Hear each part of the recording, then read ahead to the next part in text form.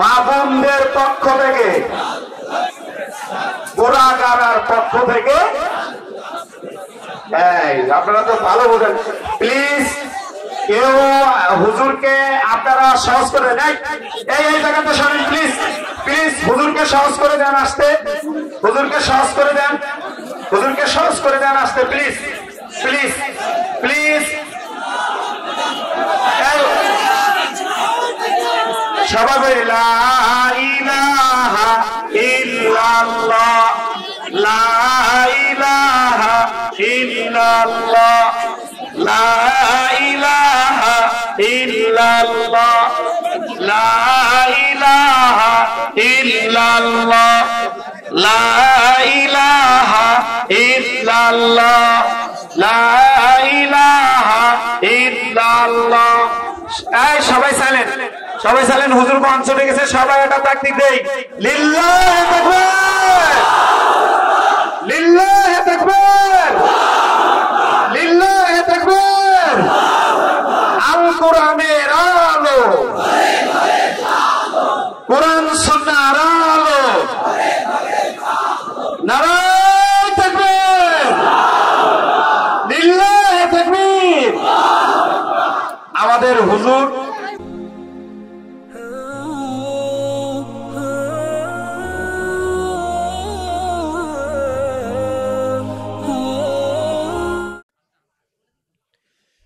إن الحمد لله نحمده ونستعينه من يهده الله فلا مضل له ومن يضلل فلا هادي له ونشهد أن لا إله إلا الله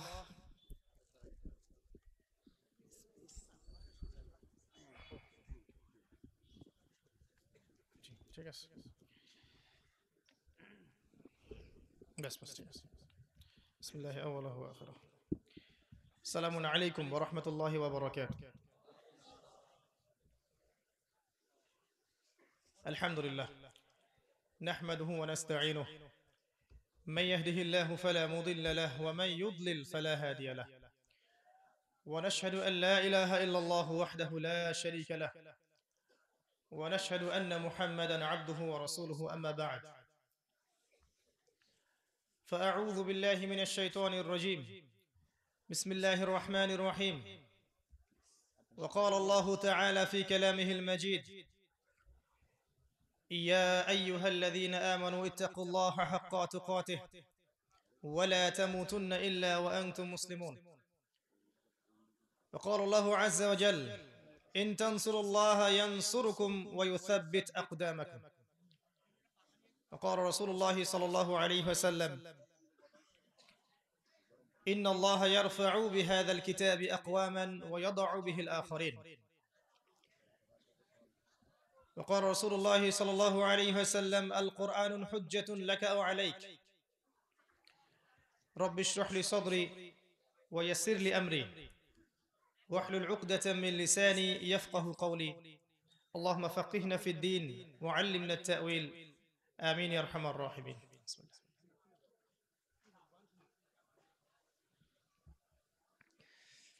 আলহামদুলিল্লাহ, যাবতীয় প্রশংসা এবং গুণগান একমাত্র মহিয়ান ও গরিয়ান আল্লাহ সুবহানাহু ওয়া তাআলার জন্য, যে আল্লাহ রাব্বুল আলামিন আমাদেরকে মুসলিম পরিবারে জন্মগ্রহণ করার তৌফিক দান করেছেন, যে আল্লাহ সুবহানাহু ওয়া তাআলা নাজিল করেছেন মহাবিশ্বের মহাবিশ্বয় মহাগ্রন্থ আল কোরআনুল কারীম, যে আল্লাহ পাক ছাড়া ইবাদতের যোগ্য দ্বিতীয় কোনো হক ইলাহ বা মাবুদ নেই, যে আল্লাহ পাক আজকে আমাদেরকে সুস্থ শরীরে এই মাহফিলে আসার তৌফিক দান করেছেন, এবং যে আল্লাহ রাব্বুল আলামিন মুহাম্মদ সাল্লাল্লাহু আলাইহি ওয়াসাল্লামের মতো রাসূল প্রেরণ করেছেন, আমরা সবাই শুকরিয়া আদায় করি, বলি আলহামদুলিল্লাহ। অগণিত অসংখ্য দরুদ এবং সালাত বর্ষিত হোক মহান আল্লাহ প্রেরিত সর্বশেষ নবী এবং চূড়ান্ত নবী মানবতার মুক্তির দূত মুহাম্মদুর রাসূলুল্লাহ সাল্লাল্লাহু আলাইহি ওয়াসাল্লামের প্রতি। আমরা দরুদ পাঠ করি আল্লাহুম্মা সাল্লি আলা মুহাম্মদ ওয়া আলা আলি মুহাম্মদ কামা সাল্লাইতা আলা ইব্রাহিম ওয়া আলা আলি ইব্রাহিম ইন্নাকা হামিদুম মাজিদ। اللهم بارك على محمد وعلى آل محمد كما باركت على إبراهيم وعلى آل إبراهيم إنك حميد مجيد আমার প্রাণপ্রিয় সভাপতি, মাননীয় এলাকার প্রতিনিধিবৃন্দ, উপস্থিত যুবক ভাইরা, পর্দার আড়ালে মা বোনেরা, আপনারা কেমন আছেন? আলহামদুলিল্লাহ আলা কুল্লি হাল ওয়া ফি কুল্লি মাকান। আল্লাহ সুবহানাহু ওয়া তাআলা বলেছেন সূরা ইব্রাহিমের মধ্যে, আউযু বিল্লাহি মিনাশ শাইতানির রাজীম, লাইন শাকারতুম লাযীদান্নাকুম, তোমরা যদি শুকরিয়া আদায় করো, কৃতজ্ঞতা প্রকাশ করো, আমি তোমাদের প্রতি আমার নিয়ামতকে বাড়িয়ে দেব। ওয়ালা ইন কাফারতুম, কিন্তু তোমরা যদি কুফরি করো, অস্বীকার করো, মনে রাখবে ইন্না আযাবি লাশাদীদ, আমার আযাব, শাস্তি বড় কঠিন। আল্লাহ রাব্বুল আলামিন একই সাথে গফুরুর রহিম, আবার শাদীদুল ইকাব, তিনি পরম করুণাময়, অসীম দয়ালু বটে, আবার সে আল্লাহ পাক কঠিন শাস্তিদাতাও বটে।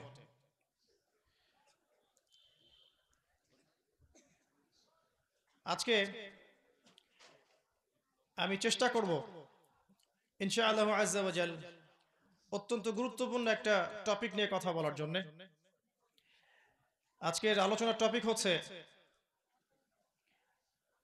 মহাবিশ্বের মহাবিস্ময়, মহাগ্রন্থ আল কোরআন। ইনশাআল্লাহ তাআলা এই বিষয়ে খুব সংক্ষিপ্ত সময়ের মধ্যে কিছু সারগর্ভ আলোচনা উপস্থাপন করার চেষ্টা করব ইনশাআল্লাহ। ওয়া মা তাওফীকি ইল্লা বিল্লাহ, আলাইহি তাওয়াক্কালতু ওয়া ইলাইহি উনীব। আল্লাহ রাব্বুল আলামিনের কাছে দোয়া করছি আল্লাহ পাক যেন আমাদের প্রত্যেককে আলোচনা শুনে বুঝে আমল করার তৌফিক দান করেন, আমিন। একটা বিষয় নিয়ে আমরা খুব ভয় থাকি। আল্লাহ রাব্বুল আলামিন সূরা সফের মধ্যে বলেছেন, ইয়া আইয়ুহাল্লাযীনা আমানু লিমা তাকুলুনা মা লা তাফআলুন, হে মুমিনগণ, তোমরা কেন এমন কথা বলো যেই কাজ তোমরা নিজেরাই করো না। তো আসলে অনেক বড় বড় কথা বলা অনেক সহজ, প্রতিশ্রুতি দেয়া সহজ, ওয়াদা করা সহজ, এগুলোর উপর আমল করা, অঙ্গীকার রক্ষা করা, এগুলো কঠিন। আল্লাহ বলেছেন, কাবুরা মাকতান ইনদাল্লাহি আন তাকুলু মা লা তাফআলুন, আল্লাহ পাকের কাছে সবচেয়ে নিকৃষ্ট সেই কাজ যা তোমরা বলো কিন্তু করো না। মুসলিম জাতির বর্তমান অধঃপতনের অন্যতম কারণ হচ্ছে কথা এবং কাজে মিল না থাকা। মুসলিম জাতির অধঃপতনের অন্যতম কারণ হচ্ছে অজ্ঞতা, সুশিক্ষার অভাব, দ্বীনি শিক্ষার অভাব এবং কোরআন সুন্নাহকে দিয়ে বিশ্বকে চ্যালেঞ্জ করার সাহসিকতার অভাব। মুসলিম জাতির অধঃপতনের অন্যতম কারণ হচ্ছে অনৈক্য, বিভেদ, হিংসা, বিদ্বেষ, বিভাজন, অভ্যন্তরীণ ক্রন্দল এবং সেক্টেরিয়াল ডিভিশন, যেটা বলি আমি যে উম্মার মধ্যেই সাম্প্রদায়িক বিভক্তি। আরেকটা কারণ হচ্ছে আত্মশুদ্ধির অভাব। অনেক জানি আমরা, অনেকে অনেক আমলও করেন বটে, কিন্তু আমলগুলো ভিতর থেকে আসে না। ভিতরে নূরের অভাব আছে, বাসিরার অভাব আছে। উম্মার সমস্যাগুলোকে ফাইন্ড আউট করতে হবে, প্রথম কাজ এটা। এরপরে আপনি সলিউশনের চেষ্টা করতে পারবেন। তো আমার কাছে মোটা দাগে কয়েকটা প্রবলেম মনে হয়। একটা হচ্ছে অজ্ঞতা, সঠিক পড়াশোনার অভাব, সঠিক কনস্ট্রাকটিভ সিলেবাসের অভাব, জানা অনুযায়ী আমলের ঘাটতি, দুনিয়ার মোহ, অনৈক্য, হৃদয়ে নূর না থাকা এবং কোরআন সুন্নাহকে দিয়ে এই ওয়ার্ল্ডকে চ্যালেঞ্জ করার সাহসিকতার অভাব আছে আমাদের মধ্যে। এগুলো বড় বড় দাগে সমস্যার কথা বললাম। আমরা একটা সমাজের দিকে আপনাকে নিয়ে যাব আজকে। যদিও গতকাল রাতে লক্ষ্মীপুরের মাহফিলে আমি কথাটা বলেছিলাম, অত বড় বিষয় আপনাদেরকে বলবো না, শুধু মূল পয়েন্টটা বলবো যে আজকে থেকে প্রায় 1450 বছর আগে একটা সমাজ ছিল, যে সমাজের মধ্যে মৌলিক মোটা দাগে 5টা পাপ ছিল। কয়টা পাপ ভাইয়েরা? 1 নাম্বার হচ্ছে আশিরক, 2 নাম্বার হচ্ছে রিবা, 3 নাম্বার হচ্ছে খামর মাদক, 4 নাম্বার নারী জাতির অবমাননা, আর 5 নাম্বার রক্তক্ষয়ী গোত্রীয় দ্বন্দ্ব। আবার বলছি, ওই জাহেলি মক্কার দিকে তাকান, যেটাকে আমরা এখন বলি আইয়ামে জাহেলিয়াত, তাই না? ওই আইয়ামে জাহেলিয়াতের দিকে তাকিয়ে দেখেন, সেখানে 5টা মৌলিক সমস্যা ছিল মোটা দাগে। এছাড়া আরো মাইনর অনেক সমস্যা ছিল, সেগুলো মেজর প্রবলেম না। মেজর প্রবলেম 5টা ছিল। শিরক, আল্লাহ পাকের তাওহীদের সাথে শিরক করা, আল্লাহকে ছাড়া অন্যের উপাসনা করা বা আল্লাহর কনসেপ্টকে ডিনাই করা, অথবা মাধ্যম পূজা করা, কবর পূজা করা, মাজার পূজা করা, মৃত মানুষের পূজা করা, এগুলো ছিল আইয়ামে জাহিলিয়াতে। এখনকার বিশ্বের দিকে যদি আপনি তাকান, দেখবেন এখনকার বিশ্বের প্রধান সমস্যা হচ্ছে শিরক। প্রত্যেকটা ক্ষেত্রে এখন শিরক আছে। ইবাদতে শিরক আছে, আপনার পারিবারিক জীবনে শিরক আছে, সামাজিক আচার অনুষ্ঠান সংস্কৃতির মধ্যে শিরক আছে, আপনার ইকোনমিক্স এর মধ্যে শিরক আছে, মুআমালাতের মধ্যেও শিরক আছে। মুআমালাতের শিরকটা কেমন? আপনি আল্লাহর হালালকে হারাম করেছেন, আল্লাহর হারামকে হালাল করেছেন, এটা শিরক। সূরা তাওবা পড়ে দেখেন 31 নম্বর আয়াতে আল্লাহ পাক বলেছেন, 29, এরকম হতে পারে, আমি হাফেজ নই। এটা প্রথম। 2 নম্বর প্রবলেমটার দিকে তাকান, রিবা বা সুদ। এখনকার ওয়ার্ল্ড যে অ্যাফেয়ার্স চলছে, এই বিশ্বের ইকোনমিক সেকশনে সবচেয়ে বড় সমস্যা হচ্ছে রিবা বা সুদ। যদি অনেক দিন বলেছি আমি অনেক লেকচারে, হয়তো কারো ভালো লেগেছে বা কারো ভালো লাগে নাই, কিন্তু আমি কারো প্রতি বিদ্বেষ পোষণ করে এই আয়াতটা তেলাওয়াত করিনি। ফাযাক্কির ইন্নামা আনতা মুযাক্কির, তুমি উপদেশ দাও, তুমি শুধু উপদেশদাতা। লাস্তা আলাইহিম বিমুসাইতির, তুমি কারো প্রতি দারোগা নও। একজন দায়ীর কাজ এটা, নবীর কাজ এটা, নবীওয়ালা কাজ যারা করবেন তাদের কাজ এটা। এমনকি ফিরআউনের মতো বড় কাফেরকে যখন দাওয়াত দিতে যাচ্ছেন মুসা আলাইহিস সালাম, আল্লাহ পাক বলছেন ইযহাব ইলা ফিরআউনা ইন্নাহু তাগা, তুমি ফিরআউনের কাছে যাও, সে সীমা লঙ্ঘন করেছে। আর ফিরআউনের চেয়ে বড় কোনো আল্লাহদ্রোহী এই পৃথিবীতে ছিল না।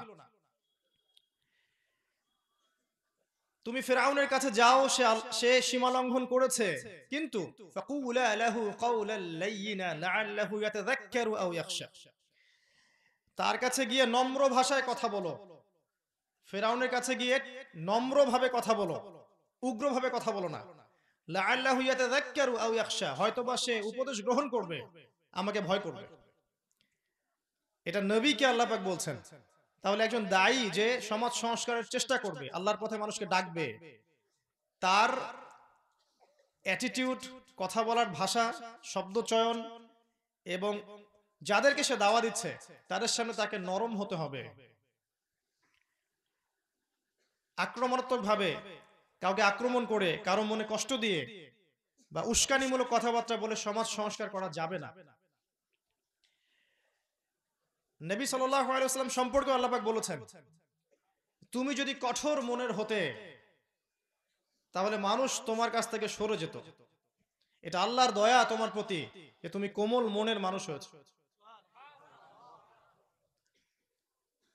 তো আমি অনেক দিন আয়াতটা তেলাওয়াত করেছি যে আল্লাহ রাব্বুল আলামিন সূরা বাকারার মধ্যে বলেছেন, ইয়া আইয়ুহাল্লাযীনা আমানু, হে ঈমানদারগণ, ইত্তাকুল্লাহ, তোমরা আল্লাহকে ভয় করো।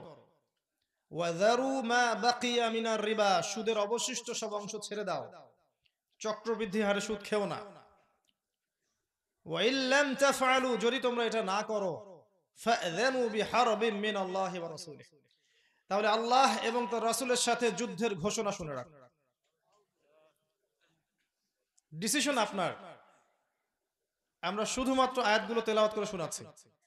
রাসূলুল্লাহ সাল্লাল্লাহু আলাইহি ওয়াসাল্লাম সহিহ বুখারীর হাদিসে বলেছেন, যে ব্যক্তি 1 দিরহাম সুদ খায়, সে যেন 36টা মেয়েকে ধর্ষণ করলো।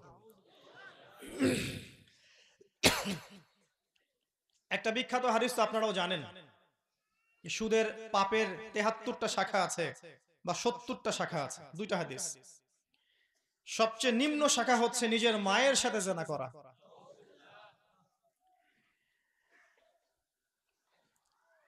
আল্লাহ রাব্বুল আলামিন বলেছেন আল্লাযীনা ইয়াকুলুনা রিবা, যারা রিবা খায়, সুদ খায়, লা ইয়াকুমুনা ইল্লা কামা ইয়াকুমু কি জানি একটা ইল্লা কামা ইয়াকুমু আল্লাযী ইয়াতাখাব্বাতুহু আশ-শাইতানু মিনাল মাস।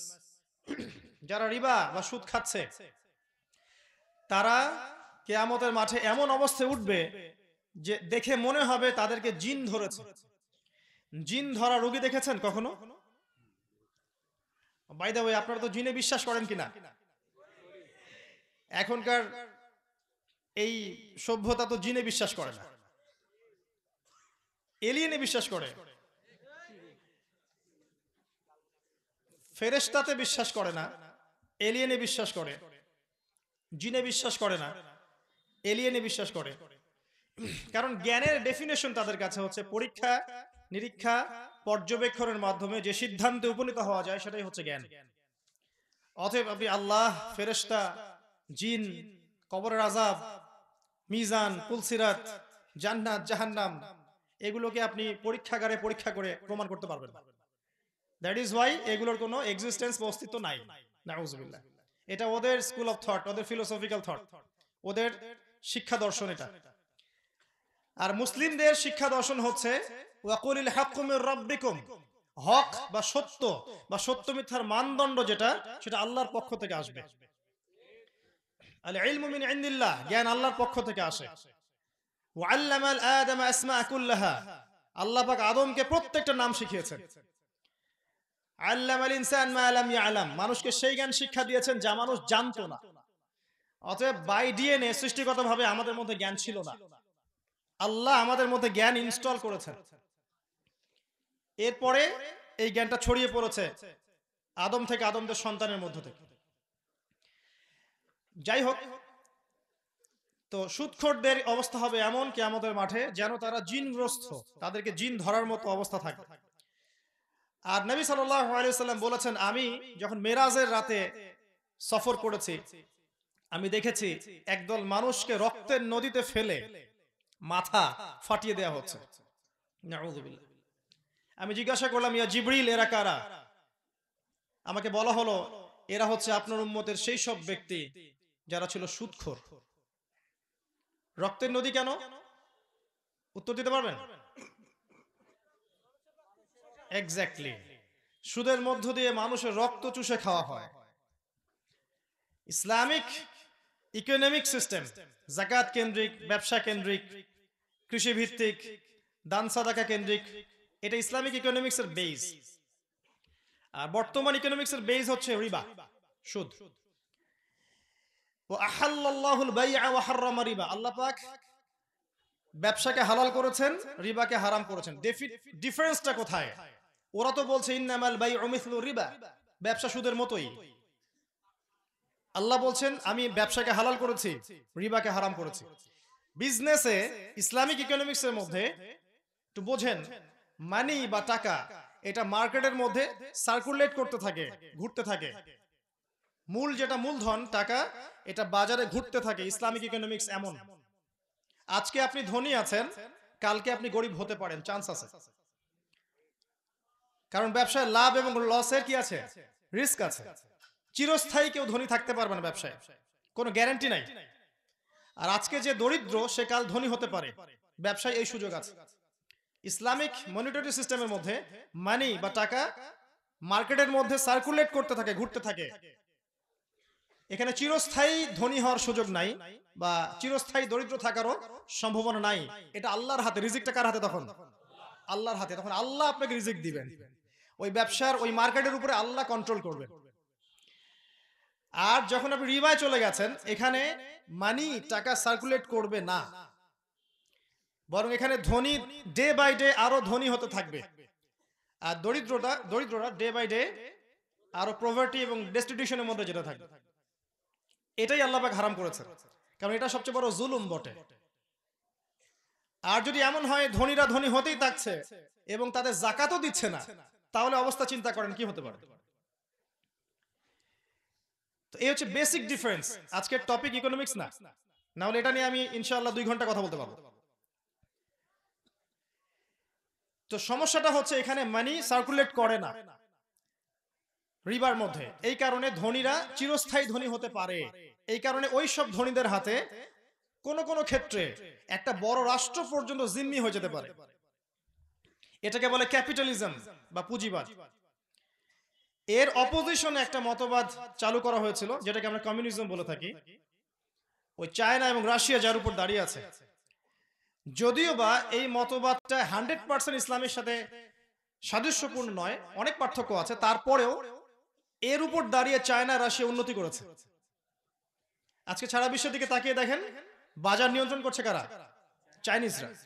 ওরা কিন্তু পুঁজিবাদে নাই, ওরা আছে কমিউনিজমের উপরে। ইকোনমিক্স একটা খুব গভীর সাবজেক্ট, যেটা নিয়ে পড়াশোনা করা উচিত এবং আমাদের মাদ্রাসায় পড়ানো উচিত। রিবার কথা বলতে গিয়ে কথাগুলো বলে ফেললাম যে রিবা মার্কেটের মধ্যে মানি সার্কুলেট হতে দেয় না। এই কারণে আল্লাহ পাক এটাকে হারাম করেছেন, রক্ত চুষে খাওয়ার মতো। এই জন্য রক্তের নদীতে ফেলে আপনাকে শাস্তি দেওয়া হবে, নাউজুবিল্লাহ। এটা ছিল 2 নম্বর সমস্যা। 3 নম্বর ছিল মাদক। তাকিয়ে দেখেন আজকের বিশ্বের দিকে তাকিয়ে দেখেন, যুব সমাজের সবচেয়ে বড় সমস্যা কি? অধঃপতনের মাদক। যুবকদের অধঃপতনের অন্যতম কারণ হচ্ছে মাদক, পর্নোগ্রাফি,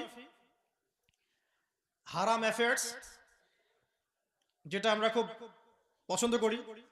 এখন কোন কোন ক্ষেত্রে সহি প্রেমও চলছে, নাউজুবিল্লাহ। দিনদার ভাইয়ের সাথে দিনী বোনের প্রেম, এটা সহি প্রেম নাকি? নাউজুবিল্লাহ। তো হারাম অ্যাফেয়ার্স সমস্যা। যুবকদের একটা সমস্যা হচ্ছে পারিবারিক সাপোর্টের অভাব। পারিবারিক সাপোর্টের অভাবে এদের মানসিকতাগুলো বিক্ষিপ্ত হয়ে যায়, হতাশায় তারা ভোগে। যখন তারা হতাশায় ভোগে তখন মাদকের কাছে যায়। গার্লফ্রেন্ডের কাছে সুখ না পেলে তখন মাদকের কাছে আসে, কখনো কখনো মিউজিকের কাছে যায়। এগুলো থেকে যখন চরিত্র খারাপ হয়ে যায় তখন পর্ন দেখা শুরু করে।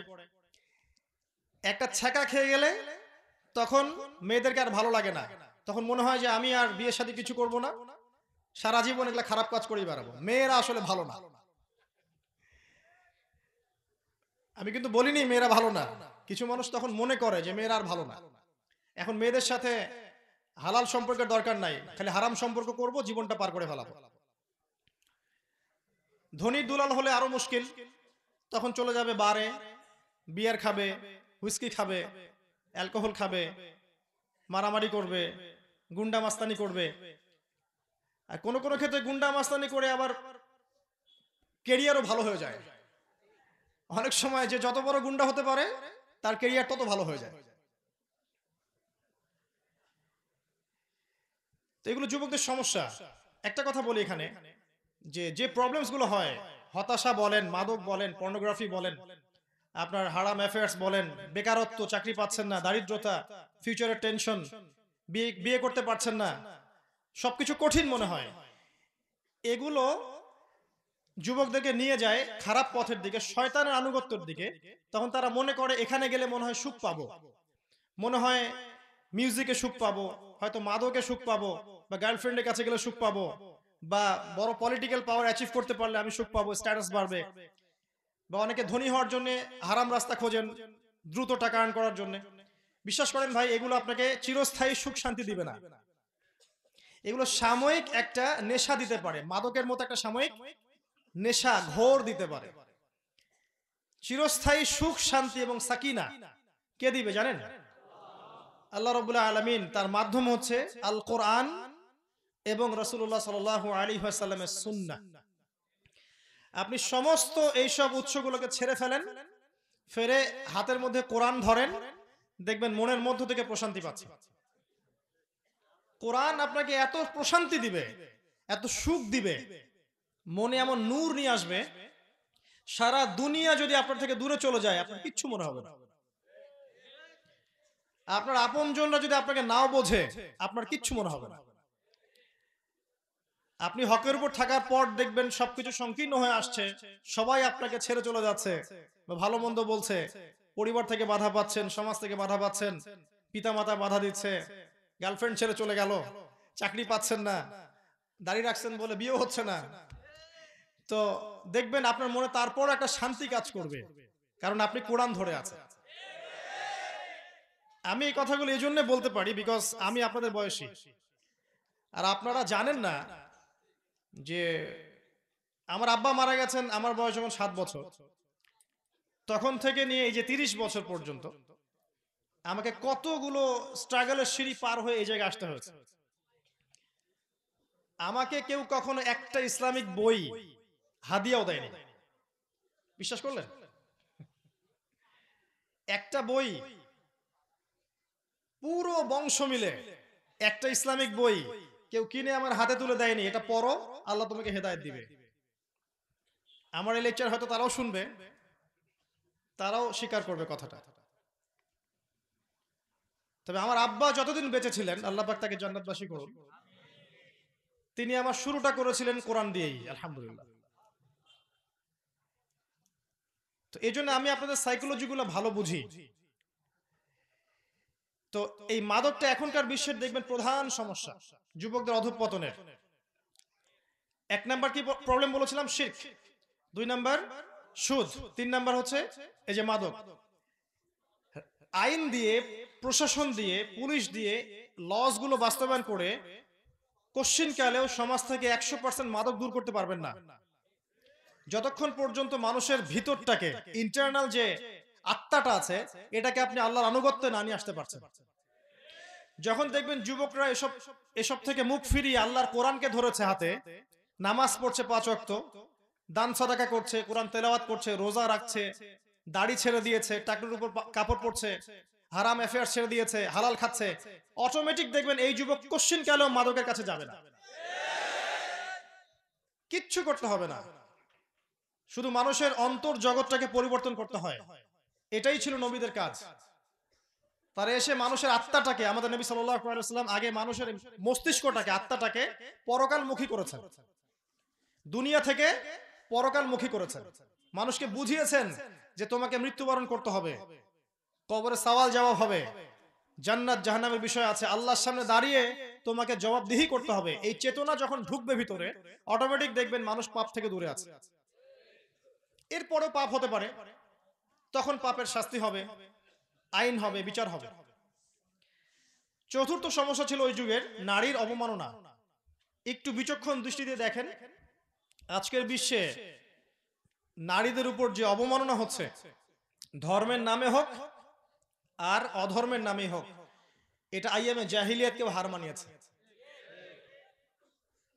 ধর্মের নামে আমরা ওদেরকে সম্পত্তি দিচ্ছি না, মুসলিম ধর্মের নামে আমরা ওদেরকে শিক্ষা দিচ্ছি না।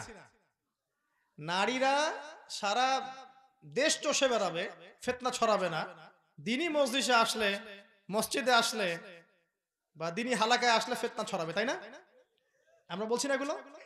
শিক্ষা থেকে বঞ্চিত করছি, তাদের জন্য ভালো প্রতিষ্ঠান গড়ে তুলতে পারছি না, শুধু মেয়েরা পড়বে, মানে ছেলেদের ওখানে এন্ট্রান্স থাকবে না, শুধু মেয়েদের জন্য আলাদা স্বতন্ত্র প্রতিষ্ঠান গড়তে পারছি না। একটু ভাবেন, আপনার স্ত্রী বা আপনার বোন, আপনার মা শিখবে কোথায়? দিনটা শেখার মাধ্যমটা কি? আপনি না হয় এখানে আসছেন, অনেক মাহফিলে যাচ্ছেন, মসজিদে যাচ্ছেন, মাদ্রাসায় যাচ্ছেন, আলেম ওলামার সংস্পর্শে যাচ্ছেন, আপনার স্ত্রী কি হবে? আপনার বোন, আপনার মায়ের কি হবে? তো মেয়েদেরকে আমরা শিক্ষা দিতে ব্যর্থ হয়েছি এই দিনের নামে। অল্প কিছু মাদ্রাসা গড়ে উঠেছে মেয়েদের জন্য, সেগুলো কিন্তু ওয়েল কোয়ালিফাইড না, একদম এখনকার যুগ উপযোগী না। এটা আমাদের দৃষ্টিভঙ্গি থেকে মেয়ের প্রতি জুলুম হয়ে গেছে। আর এই হিউজ পপুলেশনকে অ্যাভয়েড করে আপনি কখনো সমাজ সংস্কার করতে পারবেন না। সমাজ তো দূরের কথা, পরিবারই সংস্কার করতে পারবেন না। যতই আপনি মুত্তাকি পরেজগার হন না কেন, স্ত্রী যদি লাইনে না থাকে ভাই, তাহলে আপনিও দেখবেন বেলাইনে চলে গেছে। আর স্ত্রী যদি লাইনে থাকে, আপনাকে আত্মবিশ্বাস দেয়, আল্লাহ ওয়ালি হয়, ইনশাআল্লাহ দেখবেন আপনি বিশ্ব জয় করতে পারবেন। আল্লাহ পাক আমাদের মা বোনদেরকে হেদায়েত দান করুন এবং তাদেরকে যাবতীয় অবমাননা থেকে আল্লাহ পাক হেফাজত করুন। এগুলোর বাইরেও আছে অশ্লীলতা। আজকে মেয়েদেরকে আমরা বেহায়ের মতো নামিয়ে দিয়েছি, পর্দার বালাই নাই, ফ্রি মিক্সিং, কো এডুকেশন, কো কারিকুলাম অ্যাক্টিভিটিস সব একসাথে চলছে। যেখানে যাবেন সেখানেই নারী, রাস্তাঘাটে, মার্কেটে, সিনেমা হলে, ব্যাংকে, এভরি সিঙ্গেল সেক্টর, বললে শেষ করতে পারবো না। আর বললে আমার মুখ দিয়ে এমন কিছু শব্দ বের হয়ে যেতে পারে যেটা হয়তো অনেকের পছন্দ হবে না। তো প্রত্যেকটা জায়গায় আল্লাহ পাক কখনো বলেননি যে মেয়েরা এই অধিকার পাবে না। আল্লাহর বক্তব্য শুধু এতটুকু ছিল, তারা তাদের ক্ষেত্রে স্বতন্ত্র স্বাধীন। মেয়েরা মেয়েদের কর্মক্ষেত্রে স্বতন্ত্র স্বাধীন, মেয়েরা মেয়েদের স্কুল কলেজে স্বতন্ত্র স্বাধীন। তারা সেখানে তাদের মতো করে পড়বে। নারী টিচার থাকবে, মহিলা টিচার থাকবে। যখন চাকরি বাকরি করবে, সেখানে ব্যবসা বাণিজ্য করবে, সেখানে মহিলারা থাকবে। ফ্রি মিক্সিংটাকে আল্লাহ পাক অ্যালাউ করেন নাই। এটা কি আল্লাহর অপরাধ? এটা করে আল্লাহ পাক কি ভুল করেছেন? নাউজুবিল্লাহ। আল্লাহ পাক ইসলাম এভাবে নাজিল করে কি আমাদেরকে পিছিয়ে দিয়েছেন? এগিয়ে নিয়ে আপনারা করলেনটা কি? কি করলেন? ফ্রি মিক্সিং হলো, শিশু বয়স থেকে নিয়ে একদম চাকরি পর্যন্ত সব ফ্রি মিক্সিং, ফ্রি মিক্সিং। আর পর্দা উঠিয়ে দিলেন আস্তে আস্তে করে। উঠিয়ে দিলেন কারা? পরিবারের কর্তারা উঠিয়ে দিল। পরিবারের লোকরা পর্দার দিকে খেয়াল করছে না। উঁচু লেভেলে আঙ্গুল তোলার সময় পরে আগে নিজের দিকে দেখেন। পরিবারে পর্দা উঠিয়ে দিলেন। আর দায়ুসের মতো আচরণ করছি, পরিবারে বেহায়াপনা, অশ্লীলতা, অপসংস্কৃতি। মনে করছে আমার মেয়েটা ছোট, বড় হলে ঠিক হয়ে যাবে। বড় হতে হতে দেখা গেল ও 4-5টা বয়ফ্রেন্ড চেঞ্জ করে ফেলছে। তো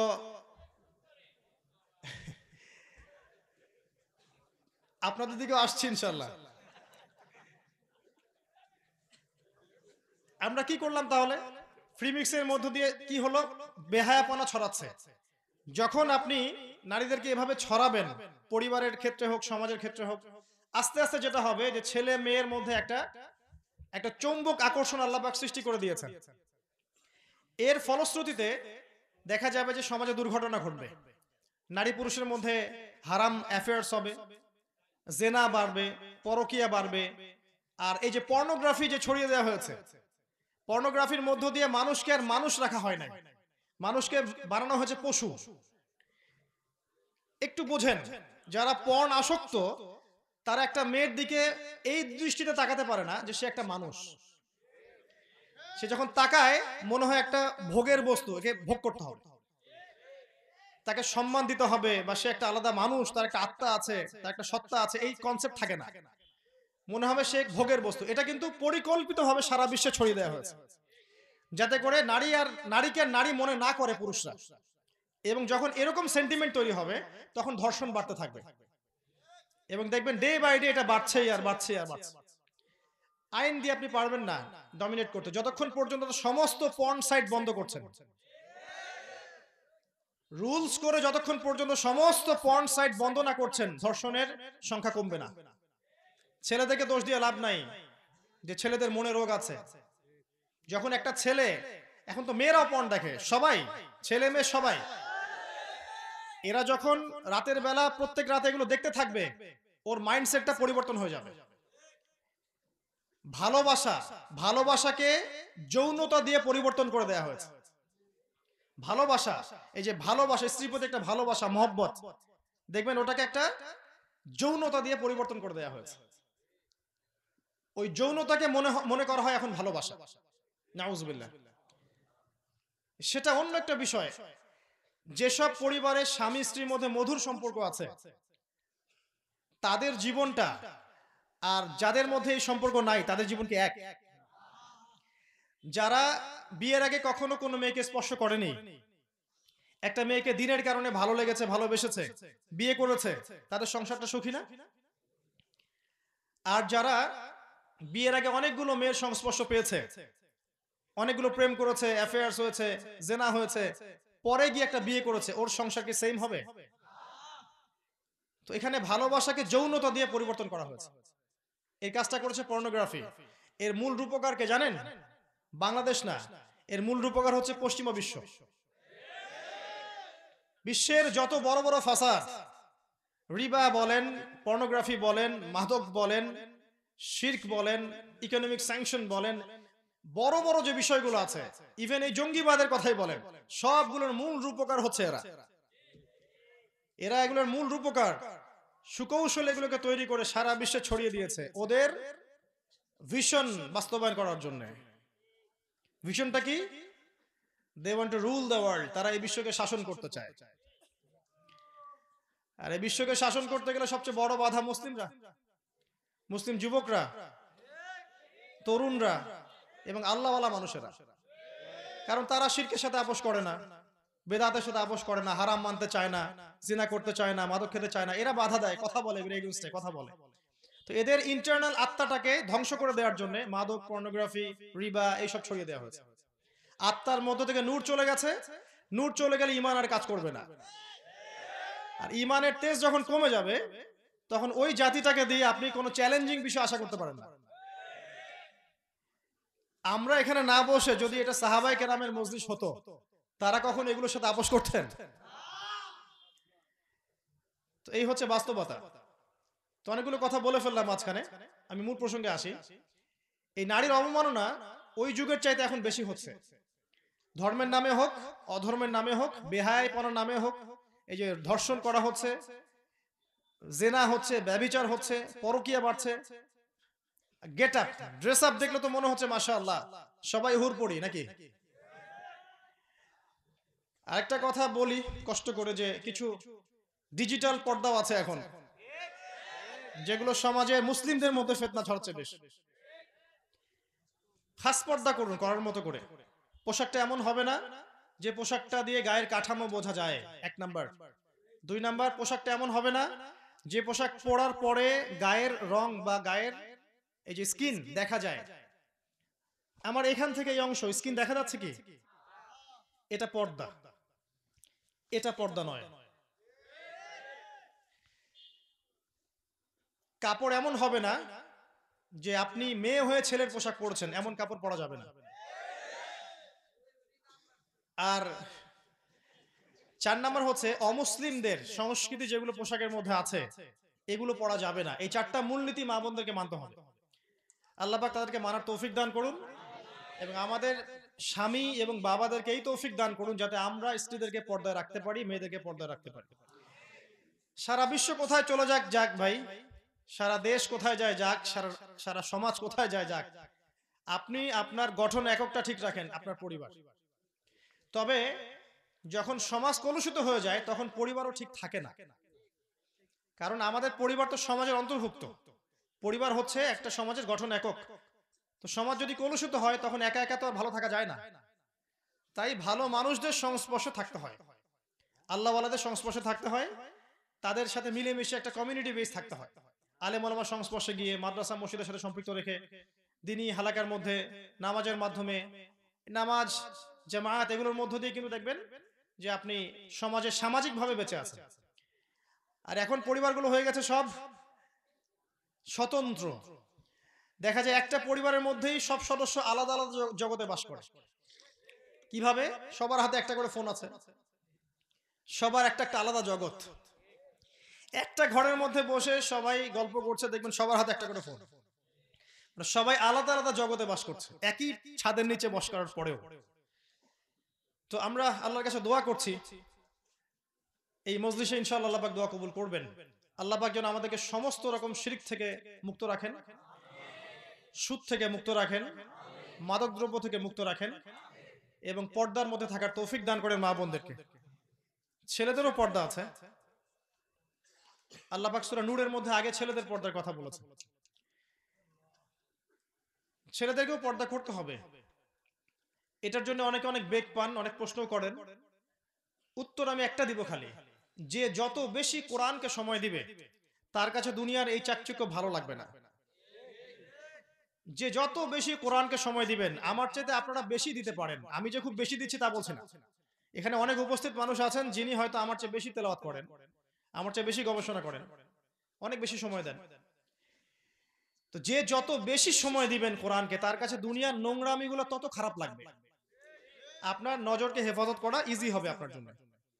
এর পাশাপাশি একা একা থাকবেন না, তিনি ভাইদের সাথে মিলেমিশে থাকবেন, একাকী ঘুমাবেন না। এবং বাসার মধ্যে যে ঘরে ঘরে যে আমাদের টিভি, মনিটর এগুলো আছে, এগুলো রাখবেন না। সবাই যেখানে বসেন ডাইনিং রুম সেখানে রাখবেন।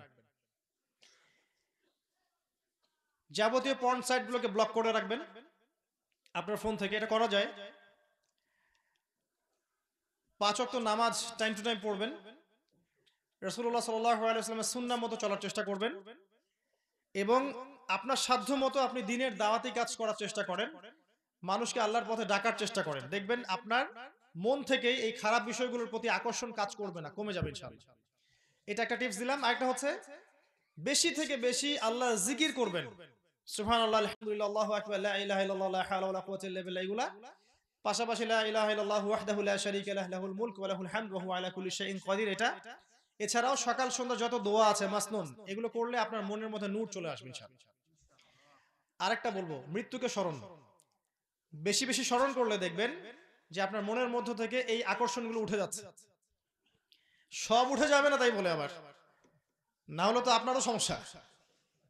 পরে আবার স্ত্রীকে কি দিবেন? কিছু থাকবে, কিন্তু হারাম বিষয়ের প্রতি আকর্ষণ কমে যাবে ইনশাআল্লাহ। আল্লাহ পাক আমাদের সবাইকে হালালের উপর থাকার তৌফিক দান করুন, হারাম থেকে দূরে রাখুন। 5 নম্বর সমস্যা ছিল ওই যুগে রক্তক্ষয়ী দীর্ঘস্থায়ী সংঘাত। গোত্রগুলো ছিল, এই যে বনু হাশেম, তারপরে যে বনু কুরাইজা, বনু কাইনুকা, বনু তামিম, বনু তাইম, আপনার এদিকে বনু মাখজুম, অনেক গোত্র ছিল, অনেকগুলো গোত্র। এই গোত্রগুলোর মধ্যে অল্প মানে সামান্য ইস্যুতেই বড় বড় দীর্ঘস্থায়ী রক্তক্ষয়ী সংঘাত হয়েছে। এই সমস্যাটা কি এখন নাই? এই সমস্যাটা এখন বৈশ্বিক রূপ লাভ করেছে। দেখবেন, খেয়াল করে দেখবেন, এখন ধর্মের মধ্যে আমরা বিভিন্ন দলে বিভক্ত আছে না? পলিটিক্সের মধ্যে আমরা বিভিন্ন দলে বিভক্ত। আবার জিও পলিটিক্সের ক্ষেত্রে দেখেন আমরা বিভিন্ন রাষ্ট্র বিভক্ত, এবং এক রাষ্ট্র কিভাবে আরেক রাষ্ট্রকে আক্রমণ করে ডমিনেট করতে পারে এই চেতনায় ফিকির করতে থাকে সারা জীবন। এবং কোন কোন ক্ষেত্রে দেখা যায় বিনা অপরাধে নিরীহদের উপর অত্যাচার করা হচ্ছে। এই যে দীর্ঘস্থায়ী রক্তক্ষয়ী সংঘাত আয়ামে জাহিলিয়াতের ওই সুন্নাহ, নাউজুবিল্লাহ, ওইটা এখনো কিন্তু বাস্তবায়িত আছে, বরং এখন আরো অনেক বড় স্কেল এটা পৌঁছে গেছে। তো আমি একটু গুটাচ্ছি এই জায়গা থেকে, যে আমি যে 5টা মৌলিক সমস্যার কথা বললাম, আইয়ামে জাহিলিয়াতে যে 5টা সমস্যা ছিল, 1 নাম্বার আল্লাহর সাথে শিরক করা, 2 নাম্বার কি রিবা বা সুদ, 3 নাম্বার মাদকদ্রব্য, 4 নাম্বার নারী জাতির অবমাননা, আর 5 নাম্বার কি দীর্ঘস্থায়ী রক্তক্ষয়ী সংঘাত। এগুলো কিন্তু বর্তমান বিশ্বেও মওজুদ আছে। আপনাকে 2 চোখ দিয়ে দেখতে হবে, বাইরের চোখ আর ভিতরের চোখ। এখন প্রশ্ন হচ্ছে যে এই যে যুগটা ছিল, এই যুগটা কেমন করে পরিবর্তন হলো? উত্তর, এই যুগটা পরিবর্তন হয়েছে কোরআনের আলোয়। ওই যুগটা পরিবর্তন হয়েছে কোরআনের আলোয়। একটু দেখাবো কিভাবে। রাসূলুল্লাহ সাল্লাল্লাহু আলাইহি ওয়াসাল্লাম এই যুগেই জন্ম নিয়েছিলেন, তাই না? জন্ম নেওয়ার পরেও কিন্তু তিনি ওই যুগের স্রোতে গা ভাসিয়ে দেননি। তিনি আগে থেকে ভালো মানুষ ছিলেন, এতিমের খোঁজ খবর নিতেন, কখনো শিরক করেন নাই, স্ট্যাচু ওয়ার্শিপ করেন নাই, কখনো তিনি মাধ্যম পূজা করেন নাই, কখনো সুদের ধার কাছে যান নাই, মাদক খান নাই, জেনার ধার কাছে যান নাই, এতিমের খোঁজ নিয়েছেন, বিধবার খোঁজ নিয়েছেন, অসহায়ের পাশে দাঁড়িয়েছেন। যাবতীয় চারিত্রিক গুণাবলীতে তিনি আগেই বলিয়ান ছিলেন, আগে থেকেই। আল্লাহ পাক সূরা কলমের মধ্যে বলেছেন না, ইন্নাকা লাআলা খুলুকিন আযীম, আপনি মহান চরিত্রের অধিকারী। এই সমাজে জন্ম নেওয়ার পরে তিনি সমাজের এই বিষয়গুলোকে মেনে নিতে পারলেন না। এক পর্যায়ে কিন্তু হিলফুল ফুজর তৈরি করেছিলেন, তাই না? কিন্তু মানুষের মস্তিষ্ক প্রসূত জ্ঞান দিয়ে আসলে সমাজ সংস্কার করা যায় না, এটাই বাস্তব। এই জন্য নবী সাল্লাল্লাহু আলাইহি ওয়াসাল্লাম শতভাগ সফল হয়েছিলেন এটা আমরা বলতে পারছি না, কারণ সমাজের সমস্ত সমস্যা তিনি তখন দূর করতে পারেননি। এরপর যখন তার বয়স 40 হয়ে গেল, সমাজ থেকে তিনি ডিসকানেক্টেড থাকতে লাগলেন, তাই না? আপনারা সিরাত তো পড়েছেন, পড়েন নাই? রাসূলুল্লাহ সাল্লাল্লাহু আলাইহি ওয়াসাল্লামের জীবনে একটা বার কারা কারা পড়েছেন? হাত তোলেন। আপনারা সংখ্যাটা একটু দেখেন। বাস্তবতা হচ্ছে এটা, বাস্তবতা যখন এমন, তখন আল কোরআনের আলো ঘরে ঘরে জ্বলবে না। বাস্তবতা যখন এমন, তখন আল কোরআনের আলো ঘরে ঘরে জ্বলবে না, বিশ্বে জ্বলবে না। যখন এই প্রশ্নের উত্তর দেওয়ার জন্য সবাই হাত উঁচু করবেন যে আমরা সবাই রাসূলের জীবনী একবার পড়েছি, সবাই কোরআন একবার খতম দিয়েছি অর্থসহ, সবাই দিনের বেসিক জ্ঞান অর্জন করেছি, ঠিক আছে, সবাই আল্লাহর হালালকে হালাল জেনেছি, হারামকে হারাম জেনেছি। তখন দেখবেন আল কোরআনের আলো সব জায়গায় জ্বলবে, তার আগে জ্বলবে না। তো রাসূল সাল্লাল্লাহু আলাইহি ওয়াসাল্লাম যখন এই 40 বছরে আসলেন তখন সমাজ থেকে ডিটাচ থাকা শুরু করলেন। অল্প কিছু খাবার নিতেন, নিয়ে গুহায় চলে যেতেন। হেরা গুহায় বসে তিনি ধ্যান করতেন, আল্লাহকে ডাকতেন এবং এই সমস্যা কেমন করে সলভ করা যায় এই চিন্তা ফিকির করতেন। এবং তার স্ত্রী খাদিজা রাদিয়াল্লাহু আনহা তাকে হেল্প করতেন, খাবার দিয়ে আসতেন। আপনারা হয়তো যারা হজ উমরা করতে গিয়েছেন তারা দেখেছেন যে গারে হেরা কত উঁচু, দেখেন নাই? এত উঁচু, উঠতে আর নামতেই 2-3 ঘন্টা সময় চলে যাবে। এত উঁচু পথ খাদিজা রাদিয়াল্লাহু আনহা একজন মহিলা হয়েও ওঠানামা করেছেন তার স্বামীকে, স্বামীর স্বপ্ন বাস্তবায়নে সাহায্য করার জন্য। খেয়াল করেছেন? তাই ঘরের মধ্যে একটা নেককার স্ত্রী থাকলে আপনি দুনিয়াতে জান্নাতে থাকবেন ইনশাআল্লাহ। আর ঘরে যদি একটা বদকার স্ত্রী থাকে তাহলে দুনিয়াতে আপনি জাহান্নাম। খাদিজা রাদিয়াল্লাহু আনহা ছিলেন তার প্রেমময় প্রিয়তম স্ত্রী, যার কথা তিনি শেষ বয়সে গিয়েও বলতেন। আর আয়েশা রাদিয়াল্লাহু আনহা একটু ঈর্ষা করতেন, আপনি কেন তার কথা বলেন যার দাঁত পড়ে গিয়েছিল, বয়স হয়ে গিয়েছিল। রাসূল সাল্লাল্লাহু আলাইহি ওয়াসাল্লাম বলতেন, আয়েশা তুমি তাকে ভালো মন্দ বলো না, কারণ যখন কেউ আমার প্রতি ঈমান আনেনি তখন খাদিজা আমার প্রতি ঈমান এনেছে। তাই কষ্টের সময় সাথীদেরকে ভুলে যাবেন না। কষ্টের সময় সাথীরাই হচ্ছে আপনার প্রকৃত বন্ধু। সুখের সময় অনেক মানুষ পাশে আসবে, তাকবীর দিবে, আল্লাহু আকবার বলবে, স্লোগান দিবে। বিপদের সময় দেখবেন কেউ নাই পাশে। আর এই জন্য আমি বলি একটা কথা বারবার, যে আল্লাহ ছাড়া আপন বলতে আসলে কেউ নাই। আল্লাহকে আপন করে নেন, সব আপনার হয়ে যাবে ইনশাআল্লাহ।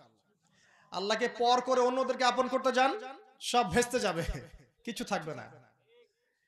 তো যাই হোক, রাসূল সাল্লাল্লাহু আলাইহি ওয়াসাল্লাম ওই গুহায় বসে চিন্তা করতেন কিভাবে এই সমাজটাকে পরিবর্তন করা যায়। ঠিক তখন আল্লাহর পক্ষ থেকে ওহী এসেছে। জিবরাইল আলাইহিস সালাম সশরীরে এসেছেন, তার 600টার পাখা ছিল, এসে বলেছেন ইকরা, পড়ুন। কি বলেছেন ভাই? ইকরা মানে পড়ুন। নবীজি বলেছেন মা আনা বিকারি, আমি তো পড়তে জানি না, কারণ তিনি লিখতেও জানতেন না, পড়তেও জানতেন না। আর এটাতে আসলে লজ্জা পাওয়ার কিছু নাই। স্বাক্ষর নাম সাইন করতে পারলেই যে জ্ঞানী হওয়া যায় এমন নয় বিষয়টা। জ্ঞান আল্লাহর পক্ষ থেকে আসে। এমন অনেক মানুষ আছেন যারা লিখতে পড়তে জানেন না, কিন্তু অনেক জ্ঞানী সমাজের মধ্যে আছে না? এমন অনেক বড় বড় কিন্তু কবি, সাহিত্যিক, ঔপন্যাসিক ছিলেন যারা অনেক সময় এই যে স্কুলে পড়েন নাই, কলেজে পড়েন নাই, আছে না? তো রাসূল সাল্লাল্লাহু আলাইহি ওয়াসাল্লাম লিখতে জানতেন না, পড়তে জানতেন না, অক্ষর জ্ঞানহীন ছিলেন। আল্লাহ পাক তাকে বাছাই করেছেন যাতে মানুষ এটা বলতে না পারে যে তিনি কোরআন বানিয়ে রচনা করে নিয়ে এসেছেন। তার কাছে ওহী আসলো, তিনি বলেন আমি পড়তে জানি না। তো জিবরাইল আলাইহিস সালাম তাকে চেপে ধরলেন শক্ত করে, ছেড়ে দিলেন, দিয়ে বলেন ইকরা, পড়ুন এবার। নবীজি বলেন মা আনা বিকারি, আমি তো পড়তে জানি না। আবার চেপে ধরলেন, আবার ছেড়ে দিলেন। সহিহ বুখারীর হাদিস এটা। শেষে গিয়ে বলেন ইকরা বিসমি রাব্বিকাল্লাযী খালাক, পড়ুন আপনার সেই রবের নামে যিনি আপনাকে সৃষ্টি করেছেন। তাহলে দেখেন, সমাজের এই সমস্যাগুলোকে দূর করার জন্য, পরিবর্তন করার জন্য, জাহেলিয়াতিপূর্ণ সমাজকে আলোর সমাজ বানানোর জন্য আগে পড়তে হবে। কি করতে হবে? পড়তে হবে। আল্লাহ পাক তার নবীকে প্রথমে বলেন নাই নামাজ পড়ো, রোজা রাখো, যাকাত দাও, হজ করো, স্ট্যাচুর ওয়ার্শিপ করো না, কিচ্ছু বলেন নাই। আল্লাহ পাক কি বলেছেন? পড়ো। কি পড়বেন? জেনারেল লাইনেই পড়েন আর মাদ্রাসা লাইনেই পড়েন না কেন, আপনাকে কয়েকটা সাবজেক্ট পড়তে হবে। 1 নাম্বার আল কোরআন, কোরআনের তিলাওয়াত শিখতে হবে, অর্থ বুঝতে হবে, তাফসীর পড়তে হবে, আরবি ভাষা শিখতে হবে, কোরআন নিয়ে গবেষণা করতে হবে। 2 নাম্বার হাদিস, হাদিসের ছোট থেকে বড় সমস্ত কিতাবগুলো পড়তে হবে।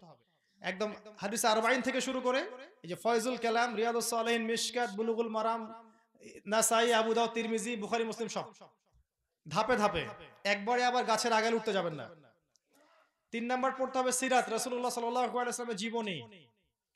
4 নাম্বার পড়তে হবে ইসলামের ইতিহাস, 5 নাম্বার পড়তে হবে ইসলামিক ইকোনমিক্স বা ইসলামী অর্থনীতি, 6 নাম্বার পড়তে হবে সাহাবায়ে কেরামের জীবনী, 7 নাম্বার জিওপলিটিক্স মানে এই যে ভূ রাজনৈতিক প্রেক্ষাপট, 8 নাম্বার হচ্ছে ফিলোসফি বা দর্শন, ইসলামিক ফিলোসফি। এই সাবজেক্টগুলো যদি আপনি পড়েন, জেনারেল লাইনেই পড়েন আর মাদ্রাসা লাইনেই পড়েন, ইনশাআল্লাহ দেখবেন আপনি কোরআন এবং সুন্নাহকে দিয়ে বিশ্বকে ব্যাখ্যা করতে পারছেন। আর একমুখী জ্ঞান অর্জন করে আগামী বিশ্বকে আমরা ডিল করতে পারবো না। একমুখী জ্ঞান শুধু জেনারেলি পড়ছেন আর শুধু মাদ্রাসায় পড়ছেন, এর মধ্যে কোনো হারমোনিয়াস কম্বিনেশন নাই, কানেকশন নাই, তাহলে দেখবেন জ্ঞানগুলো হবে একমুখী। একজন মেডিকেল ডক্টর ইমামতি করবেন এমন যোগ্যতা অর্জন করতে হবে, আবার একজন ইমাম সাহেব সমাজের নেতা হবেন এই যোগ্যতা অর্জন করতে হবে। দ্বিমুখী পড়াশোনা করে আসলে খুব একটা ফায়দা হচ্ছে না। আর যারা জেনারেল লাইনে পড়ছেন তাদের প্রতি অনুরোধ থাকবে আপনার জ্ঞানটাকে আপনি ইসলামের কল্যাণে ব্যয় করেন, ওই সাবজেক্টেই পড়েন, যে সাবজেক্ট আপনি পড়ছেন ওই জ্ঞানটাকে দ্বীনের খেদমতের দিকে নিয়ে আসেন। সম্ভব না? একজন ডক্টর তিনি কি ভালো সমাজসেবী হতে পারেন না? একজন ইঞ্জিনিয়ার তিনি কি সমাজকে ভালো কিছু দিতে পারেন না? একজন অর্থনীতিবিদ রাষ্ট্রবিজ্ঞানে পড়েছেন, তিনি সমাজকে রাষ্ট্রকে ভালো কিছু দিতে পারবেন না? এই সাবজেক্টগুলো কোনোটাই অনইসলামিক সাবজেক্ট নয়, হতাশ হবেন না, ওই সাবজেক্টটাই পড়বেন, কিন্তু আপনার বেসটা কি হবে? ইসলামিক। ইসলামের সাবজেক্টগুলো পড়বেন, কোরআন, আরবি ভাষা, সিরাত, হাদিস, ইসলামের ইতিহাস, ফিকটা বলতে ভুলে গিয়েছিলাম, ফিক এবং ইসলামিক ইকোনমিক্স, জিওপলিটিক্স, এগুলো পড়বেন। আল্লাহ পাক সবাইকে পড়ার তৌফিক দান করুন। আপনাদের চেয়ে 1 ডিগ্রি বেশি হলে আমাকে যেন পড়ার তৌফিক দান করেন, না হলে তো আমাকে আর এখানে ডাকবেন না, আমাকে ওখানে বসা লাগবে আর আপনারা এখানে বসবেন। এটা যেন হয়, দোয়া করি, এটাও যেন হয়, আল্লাহ যেন কবুল করে। আমি তো রাসূল সাল্লাল্লাহু আলাইহি ওয়াসাল্লামকে প্রথম পড়তে বলা হয়েছে। এবার খেয়াল করে দেখেন এই ওহীটা আসলো কখন? যখন তার বয়স 40। এবার 23 বছর পরে চলে যান, 23 বছর পর চলে যান। এবার আপনি মক্কার দিকে তাকান, যখন রাসূল সাল্লাল্লাহু আলাইহি ওয়াসাল্লামের বয়স হচ্ছে 63। কত বছর? এই মাত্র 23 বছর, অনলি 23 ইয়ার্স। এই 23 বছরের ব্যবধানে আপনি দেখেন ওই আইয়ামে জাহিলিয়াতের কোনো শিরক মক্কায় আর বাকি নাই। আছে? বুঝেন এই জায়গাটা ভালো করে। আইয়ামে জাহিলিয়াতের কোনো রিবা বা সুদ মক্কায় আর বাকি নেই। আছে? আইয়ামে জাহিলিয়াতের কোনো মাদক মক্কায় নাই। আইয়ামে জাহিলিয়াতের কোনো নারীর অবমাননা মক্কায় নাই। এবং ওই যে গোত্রীয় দ্বন্দ্ব, হানাহানি, মারামারি, কাটাকাটি মক্কায় আছে? নাই। সবাই ভাই ভাই হয়ে গেছে। এক কথায় অন্ধকারাচ্ছন্ন একটা সমাজ টোটালি নূর এবং আলোকিত সমাজে পরিণত হয়েছে। কিসের প্রভাবে? ওই যে ইকরা, পড়ুন। কি পড়বেন? বিসমি রাব্বিকাল্লাযী খালাক। যে জ্ঞান আপনাকে আল্লাহর দিকে নিয়ে যায় সেই জ্ঞান অর্জন করতে বলেছেন আল্লাহ পাক। পড়ুন আপনার সেই রবের নামে যিনি আপনাকে সৃষ্টি করেছেন, মানে স্রষ্টার দিকে যে জ্ঞান নিয়ে যাচ্ছে সেই জ্ঞান আপনি জ্ঞানী হন। আল্লামাল ইনসান মা লাম ইয়ালাম। মানুষকে যে জ্ঞান শিক্ষা দিয়েছেন আল্লাহ পাক, এই জ্ঞানটা মানুষ জানতো না। ঠিক এরপরে একটা ওহী এসেছে সূরা মুদ্দাসির, ইয়া আইয়ুহাল মুদ্দাসির কুম ফাআনজির। রাসূল সাল্লাল্লাহু আলাইহি ওয়াসাল্লাম ভয় পেয়ে গিয়েছিলেন, না জানি আমার কি হয়ে গেল, কয়েকবার আত্মহত্যার চেষ্টা করেছিলেন, আল্লাহ পাক তাকে হেফাজত করেছেন। যেখানেই উঠেছেন পাহাড়ে তিনি মনে করেছেন আমি মনে হয় পাগল হয়ে গেছি, আমার কাছে এগুলো কি আসছে, ভয় পেয়ে গিয়েছেন তিনি, এটা স্বাভাবিক। তখন আল্লাহ রাসূল সাল্লাল্লাহু আলাইহি ওয়াসাল্লামকে জিবরাইল আলাইহিস সালাম বলতেন যে ইয়া মুহাম্মদ আনতা রাসূলুল্লাহ ওয়া আনা জিবরিল। আপনি পাগল নন, আপনি নিজের নফসকে নিয়ে ভয় পায়েন না, আপনি আল্লাহর রাসূল এবং আমি হচ্ছে জিবরিল। তার মনটা ওহী আসার যোগ্য হতে, মানে ধারণ ক্ষমতা অর্জন করতে সময় লেগেছে। কারণ ওহীর একটা ওয়েট আছে, আছে না? ওহীর একটা ভার আছে। কেমন ভার জানেন? সহিহ বুখারী একটা হাদিসে এসেছে, অন্য কিতাবেও আছে, যে শীতের রাত্রে যখন রাসূলুল্লাহ সাল্লাল্লাহু আলাইহি ওয়াসাল্লামের উপরে ওহী নাজিল হতো, ঘামে তার কপালটা ঘেমে যেত, গা দিয়ে দরদর করে ঘাম পড়তো। এটা হচ্ছে ওহীর একটা ওজন আছে। যায়েদ বিন সাবিত একজন সাহাবী ছিলেন রাদিয়াল্লাহু আনহু, তিনি বলেছিলেন যে একবার রাসূল সাল্লাল্লাহু আলাইহি ওয়াসাল্লামের পা আমার পায়ের উপরে ছিল, শুয়েছিলেন তিনি আমার সাথে, পাটা রেখেছেন আমার পায়ের উপরে এভাবে। তখন তার কাছে ওহী এসেছে একটা, মনে হচ্ছিল যে আমার পা মনে হয় এই যে পাহাড়ের নিচে পড়েছে, পাটা গুড়া হয়ে যাবে, এত ভারী মনে হচ্ছে। তো ওহীর একটা ওজন আছে। লাও আনজালনা হাযাল কুরআন আলা জাবাল, যদি আমি কোরআনকে পাহাড়ে নাজিল করতাম, লারাইতাহু খাশিআম মুতাসাদ্দিআম মিন খাশিয়াতিল্লাহ। তাহলে হে নবী আপনি দেখতেন এই পাহাড়টা আল্লাহর ভয়ে চূর্ণ বিচূর্ণ হয়ে থরথর করে কাঁপছে। ওই কোরআনই আমাদের মনের মধ্যে আছে, কিন্তু আমাদের মনে কোনো ভাবান্তর হয় না। তো ওহী আসতে মনটাকে ওহীর পাওয়ার যোগ্য করতে, স্থির করতে একটু সময় লেগেছে। এরপরে ওহী এসেছে সূরা মুদ্দাসিরের প্রথম 5 আয়াত, ইয়া আইয়ুহাল মুদ্দাসির, হে চাদর আবৃত রাসূল, কুম ফাআনযির, আপনি উঠুন এবং সতর্ক করুন। এখানে উঠুন মানে বিছানা থেকে উঠুন নয়, উঠুন মানে হচ্ছে হকটা নিয়ে সমাজে নেমে পড়ুন এবং মানুষকে সতর্ক করুন। রব্বাকা ফাকাব্বির, আপনার রবের তাকবীর পাঠ করুন। ওয়া সিয়াবাকা ফাতাহহির, আপনার দেহ এবং আত্মাকে পরিষ্কার করে রাখুন। ওয়া রুজজা ফাহজুর, এবং অহেতুক কথা এবং কাজ এগুলো এড়িয়ে চলে। এরপরে ওহী আসা শুরু হলো, একটার পর একটা, একটার পর একটা। যখন যে সিচুয়েশন তখন সেই ওহী। 23 বছর পর আপনি মক্কাকে দেখেন, এখানে নাই কোনো শিরক, নাই কোনো রিবা, নাই কোনো মাদক, না নারীর কোনো অবমাননা আছে, আর না কোনো গোত্রীয় হানাহানি আছে। এই সময়টুকুতে প্রিয় ভাইরা, রাসূলুল্লাহ সাল্লাল্লাহু আলাইহি সাল্লাম এবং সাহাবায়ে কেরাম আসলে কি করেছেন, এইটুকু বলে আমি শেষ করছি। এই সময়টুকুতে তারা আসলে কি করেছেন?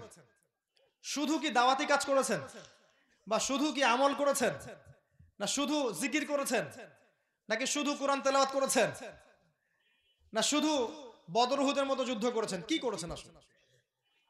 এই পুরো সময়টা জুড়ে এই কোরআনকে কেন্দ্র করে তারা মূলত 6টা কাজ করেছেন। কয়টা কাজ? 6টা কাজ। এই জায়গাটা মনে রাখেন, বাকিটা ভুলে গেলে জানেন তাও ভালো। এই জায়গাটুকু মনে রাখেন, কয়টা কাজ করেছেন? বিশ্বাস করেন এই 6টা কাজ যদি আমরা করতে পারি ইনশাআল্লাহ আজ্জা ওয়া জাল, আপনি আগামী 30, 40, 50, 100 বছর পরে গিয়ে হলেও দেখবেন ইসলামী খেলাফা, ইসলামী পুরো কন্টিনেন্ট সব আবার বাস্তবায়ন হয়েছে ইনশাআল্লাহ। এবং কিয়ামতের আগে এটা হবেই। কিয়ামতের আগে এই দিন এই বিশ্ববাসী দেখে যাবেই ইনশাআল্লাহ। এটা খুদই আল্লাহ পাক লিখে দিয়েছেন। আল মাহদি আসবেন, ঈসা ইবনে মারইয়াম আসবেন, এগুলো হবে, কেউ এটাকে উল্টাতে পারবে না। এই সময়টুকু আপনি সারভাইভ করবেন কিভাবে? এই সময়টুকুর মধ্যে রাসূলুল্লাহ সাল্লাল্লাহু আলাইহি ওয়াসাল্লাম এবং সাহাবায়ে কেরাম এই মূলত 6টা কাজ করেছিলেন। একটা হচ্ছে আল কোরআনকে তারা বিশুদ্ধ করে পড়তে শিখেছেন সবাই। আমাদের মতো সবাই কোরআন তেলাওয়াত করতে পারি তো ইনশাআল্লাহ? যারা পারি না আবার শিখবো ইনশাআল্লাহ, আর যারা পারি আরো ভালো করে শিখবো ইনশাআল্লাহ। শয়তান 3টা ধোঁকা দিবে, এসে বুঝাবে যে আপনি অনেক জানেন, আপনার জানার দরকার নাই। শয়তান বোঝাবে যে আপনার অনেক বয়স হয়ে গেছে, আপনি এখন আর পারবেন না। আর শয়তান এসে আবার বুঝাবে, যদি এই দুইটাকে উত্তীর্ণ করে সামনে চলে যান, শয়তান আবার আসবে, এসে বলবে যে সামনে অনেক সময় পড়ে আছে, পরে শিখে নিব। তো এই আর কি বিষয়। তিলাওয়াত বিশুদ্ধ করে না শিখলে সমস্যা আছে। কোরআন তেলাওয়াত সারা বছর করে যাবেন, সারা জীবন, কিন্তু ভুল হবে, অর্থগুলো উল্টাপাল্টা হয়ে যাবে। একটা এক্সাম্পল দিয়েই বোঝেন তাহলে কিরকম হবে। আলহামদুলিল্লাহ অর্থ মানে কি? এখানে যে হা আছে, এটা কি বড় হা না ছোট? হুত্তি না হাওয়াস? হায়ে হুত্তি, এটাকে বলে বড় হা। উচ্চারণ কোথা থেকে করতে হয়? মাঝখান থেকে। মাশাআল্লাহ। এখানে যদি আপনি আলহামদুলিল্লাহ বলেন, অর্থ হচ্ছে সমস্ত প্রশংসা কার জন্য? আল্লাহর জন্য, রব্বুল আলামিন, তিনি জগৎসমূহের প্রতিপালক। যদি বলেন আলহামদুলিল্লাহ, বড় হায়ের জায়গায় ছোট হা হাওয়াস, হুত্তির জায়গায় হাওয়াস, অর্থ কি হবে? হ্যাঁ মাশাআল্লাহ, সমস্ত নিন্দা আল্লাহর জন্য, নাউযুবিল্লাহ। তো কিভাবে পরিবর্তন হলো? একটা অক্ষরের উচ্চারণের কারণে। এরকম অসংখ্য এক্সাম্পল দেয়া যাবে, আজকে ওই টপিক না আমার। এক কথায় বলতে যাচ্ছি যে কোরআন বিশুদ্ধ করে মদ, মাখরাজ, তাজবিদ এগুলো বিশুদ্ধ করে সুন্দর মতো শিখতে হবে। আর নিয়মিত তেলাওয়াত করবেন। নিয়মিত বলতে যদি সবচেয়ে ভালো হয় দৈনিক 1 পারা করে পড়তে পারলে। আমার স্ত্রীর প্রতি আল্লাহ পাক রহম করুন, তার কথা বলি মাঝে মাঝে মনে পড়ল, সে মাশাআল্লাহ দিনে 1 পারা করে তেলাওয়াত করে। আর কিছু করুক আর না করুক, আমাকে ভাত খাইতে দেখ আর না দেখ, 1 পারা তেলাওয়াত করবে মাশাআল্লাহ। 1 পারা তেলাওয়াত করলে মাসে 30 দিনে আপনার 30 পারা তেলাওয়াত হয়ে যাবে। প্রত্যেক মাসে 1 খতম, প্রত্যেক হরফে 10টা করে নেকি পাবেন। আলিফ লাম মিম বললে 30 নেকি পাবেন। এই কোরআন আপনার পক্ষে সাক্ষী দিবে কোরআন আপনার জন্য সুপারিশ করবে, আল্লাহর সাথে তর্ক করবে। সূরা মুলক আপনাকে কবরের আযাব থেকে বাঁচাবে ইনশাআল্লাহ। সূরা বাকারার শেষের 3টা আয়াত সারা রাত নফল পড়ার জন্য যথেষ্ট হবে। আয়াতুল কুরসি ফরজ নামাজের পরে পড়বেন। আপনার জান্নাতে যাওয়ার জন্য একটাই বাধা, মউত, মৃত্যু হয়ে গেলে জান্নাত। সূরা কাহফ আপনাকে দাজ্জালের ফিতনা থেকেও বাঁচাবে। সূরা কাহফ, যার চেয়ে বড় কোনো ফিতনা পৃথিবীতে আসেনি, আসবে না। অসংখ্য ফজিলত, অসংখ্য ফজিলত। এক কথায় কোরআনের তেলাওয়াতের কারণে আপনার হায়াতে, রিজিকে, সময়ে দেখবেন বারাকা নেমে আসবে। আর এটা আল্লাহর কালাম, যার মধ্য দিয়ে আপনি সরাসরি আল্লাহর সাথে কথা বলবেন। এই কাজটা তারা করেছিলেন, যদি আমরা করতে পারি ইনশাআল্লাহ তাআলা দেখবেন সমাজের মধ্যে পরিবর্তন আসছে, কোরআনময় সমাজ হচ্ছে ইনশাআল্লাহ। 2 নম্বর হচ্ছে তারা আল কোরআনের অর্থটা বুঝতেন, শুধু তেলাওয়াত করতেন এমন নয়, অর্থও কিন্তু বুঝতেন। তো আমরা যারা তেলাওয়াত করতে জানি বা হিফজ করেছি, আমরা কি অর্থটা বুঝি? অর্থটা অবশ্যই বুঝতে হবে। অর্থ বোঝার জন্য আরবি ভাষা এবং ব্যাকরণ শেখার কোনো বিকল্প নাই।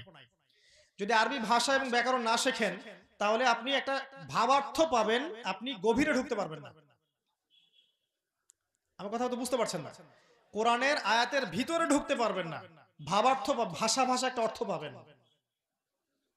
এই যে একটা আয়াত বলছি, মনে করেন যে ইন্না আরাদনাল আমানাতা আলাস সামাওয়াতি ওয়াল আরদ ওয়াল জিবাল ফাআবাইনা আন ইয়াহমিলনাহা ওয়া আশফাকনা মিনহা ওয়া হামালাহা আল ইনসান ইন্নাহু কানা যালুমান জাহুলা। এই একটা আয়াত পড়লেন, তাফসীর খুলে দেখবেন বা অর্থ দেখবেন, একটা অর্থ পড়লেন, আপনি ফিল করতে পারেন নাই যেটা আমি ফিল করলাম। আল্লাহ বলছেন যে আমি এই আমানতটা, ইসলাম এই যে আমানত, কোরআন সুন্নাহ, আল্লাহর হালাল হারাম, এই আমানতটাকে এই মহাবিশ্বের উপর সোপর্দ করতে চেয়েছিলাম, এই পৃথিবীর উপরে সোপর্দ করতে চেয়েছিলাম, পাহাড়ের উপরে সোপর্দ করতে চেয়েছিলাম। তারা ডিনাই করেছে, নিতে চায় নাই। ওয়াশফাকনা মিনহা, তারা পিছিয়ে পড়েছে, ব্যাকফুটে চলে গেছে, আমরা নিব না, নিতে পারবো না। ওয়া হামালাহাল ইনসান, মানুষ এই আমানত গ্রহণ করেছে, আমরা গ্রহণ করেছি। ওয়া কানাল ইনসানু যালুমান জাহুলা, মানুষ জালেম এবং জাহেল। অর্থের ভিতরে ঢুকতে পারবেন না কিন্তু।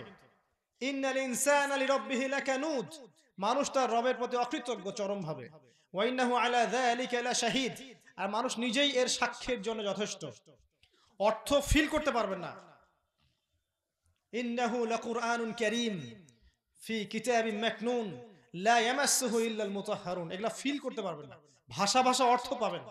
এই যে তাব্বাত ইয়াদা আবি লাহাবি ওয়া তাব পড়ে যাবেন, কিন্তু বুঝতে পারবেন না কি জিনিস। আবু লাহাব ছিল নবী সাল্লাল্লাহু আলাইহি সাল্লামকে অবমাননাকারী। কিয়ামত পর্যন্ত আবু লাহাবকে আল্লাহ পাক মুসলিমদের কণ্ঠে এভাবে লানত করতে থাকবেন, ধ্বংস হোক আবু লাহাবের 2 হাত এবং সে নিজেও। যখন আবু লাহাবের সম্পর্কে এটা পড়বেন, তাব্বাত ইয়াদা আবি লাহাবি ওয়া তাব, আপনার ফিলিংস থাকতে হবে যে আপনি নবীর দুশমনকে গালি দিচ্ছেন। প্রত্যেক যুগে যুগে আবু লাহাব থাকবে না? প্রত্যেক যুগে যুগে আবু জাহেল, আবু লাহাব আছে না? আপনি এটা পড়ছেন কোরআনে, ফিল পাবেন না। ইকরা কিতাবাক ওয়া কাফা বিনাফসিকা আল ইয়াওমা আলাইকা হাসিবা, কিয়ামতের মাঠের দৃশ্য বুঝতে পারবেন না শুধু ভাষা অর্থ দিয়ে। আল্লাহ বলছেন পড়ো তোমার কিতাব, তোমার আমলনামা নিজেই পড়ো, আজকে তোমার হিসাব নেওয়ার জন্য তুমি একাই যথেষ্ট। অর্থ পড়ে ফিল করা যায়? অর্থ বলে ফিল করা যায় না, আরবি শিখতে হবে। ওয়া ইন কুনতুম ফি রাইবিন মিম্মা নাযালনা আলা আবদিনা ফাতু বিসূরাতিন মিন মিসলি, তোমরা যদি সন্দেহ করে থাকো এ কোরআন অন্য কারো পক্ষ থেকে আসছে, আরেকটা কোরআন রচনা করে নিয়ে আসো দেখি। এই চ্যালেঞ্জ ফিল করতে পারছেন? ইন তানসুরুল্লাহা ইয়ানসুরকুম ওয়া ইউসাব্বিত আকদামাকুম, আল্লাহ বলছেন তোমরা যদি আল্লাহকে সাহায্য করো, আল্লাহও তোমাদেরকে সাহায্য করবে। ফিল করতে পারছেন? মুসা আলাইহিস সালামের দোয়া, তিনি দোয়া করছেন আল্লাহকে হাত তুলে, রব্বি ইন্নী বিমা আনজালতা ইলাইয়া মিন খায়রিন ফাকির, ও আল্লাহ তুমি আমার প্রতি যে করুণা বর্ষণ করবে এর জন্য আমি ফকির হয়ে বসে আছি। ফিল করতে পারছেন? ইউনূসের কথা, ওই অন্ধকারে দাঁড়ায় দোয়া করছেন, লা ইলাহা ইল্লা আনত সুবহানাকা ইন্নী কুনতু মিনাজ জালিমিন, আল্লাহ আপনি ছাড়া কোনো ইলাহ নাই, আপনি পবিত্র, আমি জালেম ছিলাম।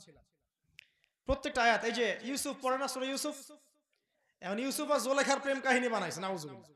আরে বোকা মানুষ বোঝে না যে ইউসুফ আর জুলেখার প্রেম কাহিনী নয় সূরা ইউসুফ, এটা হচ্ছে ইউসুফ আলাইহিস সালামের সাথে তার বাবা ইয়াকুবের প্রেম কাহিনী।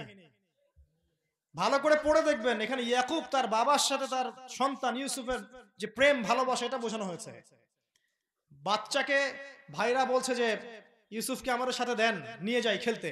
বাবা বলছেন আমার মন টানছে না, আমার মন টানছে না। যখন তিনি অন্ধ হয়ে গেলেন, পড়ে দেখেন, এটা আহসানুল কাসাস, সবচেয়ে সেরা উপন্যাস। যখন তিনি অন্ধ হয়ে গেলেন, ওই যে রুমাল পাঠিয়ে দেওয়া হলো না, চোখের উপরে রাখবেন, চোখ ভালো হয়ে যাবে, পড়ে দেখবেন। রুমাল আসতে আসতেই ইয়াকুব আলাইহিস সালাম বলছেন আমি ইউসুফের গন্ধ পাচ্ছি দূর থেকে। কার প্রেম কাহিনী এটা? ইউসুফ জুলেখা? সুবহানাল্লাহ। এক একটা সূরা আপনি কোথায় নিয়ে যাব আপনাকে? এই যে ওয়াদ-দুহা ওয়াল-লাইলি ইযা সাজা, যখন নবী সাল্লাল্লাহু আলাইহি ওয়াসাল্লামের মন খারাপ, সবাই বলছে যে মুহাম্মদকে তার রব ত্যাগ করেছে, আল্লাহ পাক আয়াত নাযিল করছেন, আরে দ্বীপ্রহরের কসম, রাতের কসম, মা ওয়াদ্দাআকা রাব্বুকা ওয়া মা ক্বালা, তোমার রব তোমাকে ছেড়েও দেন নাই, প্রত্যাখ্যানও করেন নাই। ওয়ালা সাউফা ইউতিকা রাব্বুকা ফাতারদা, তোমার রব শীঘ্রই তোমাকে দান করবেন, তুমি সন্তুষ্ট হয়ে যাবে ইনশাআল্লাহ।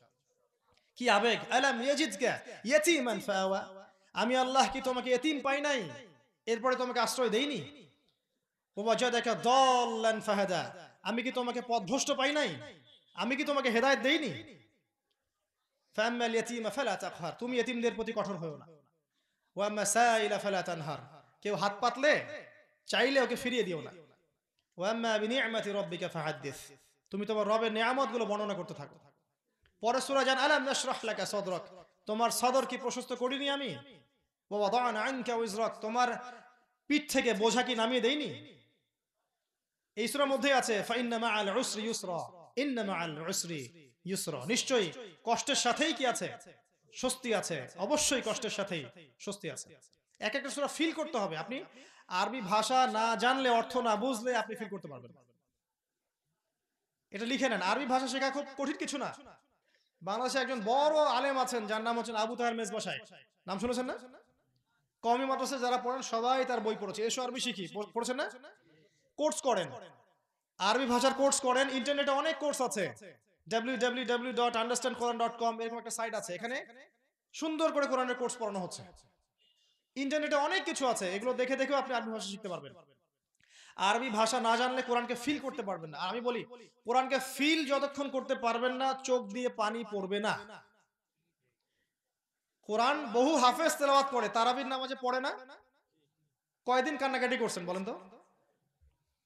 কিন্তু যেদিন আপনার সন্তান অসুস্থ হয়ে গিয়েছিল, বা হয়তো আপনার প্রেমময় স্ত্রী গর্ভবতী ছিল, ক্রিটিক্যাল কেস, আপনার মা অসুস্থ, বাবা অসুস্থ, আপনি আল্লাহর কাছে দোয়া করেছেন হাত তুলে, কান্নাকাটি করেন নাই?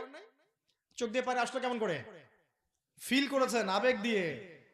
কোরআনটা যদি আবেগ দিয়ে না পড়তে পারেন, চোখ দিয়ে পানি পড়বে না। আর যার কোরআন তেলাওয়াত করতে করতে চোখ দিয়ে পানি ঝরে, সে ইনশাআল্লাহ দেখবেন ওই চোখ দিয়ে আল্লাহর অবাধ্যতা কিছু করতে পারবে না, ওই মুখ দিয়ে আল্লাহর বিধানের বাইরে কিছু বলবে না, ওই দেহ দিয়ে আল্লাহর আনুগত্য ছাড়া আল্লাহ পাকের অবাধ্যতা কিছু করবে না। এটা খুব বড় একটা লেভেল। সাহাবায়ে কেরাম রাদিয়াল্লাহু আনহু কোরআন তেলাওয়াত করতেন, ডুকরে কাঁদতেন। আবু বকর সিদ্দিক বলা হতো গালাবা আলাইহিল বুকা, তার উপরে কান্না বিজয়ী হতো সব সময়।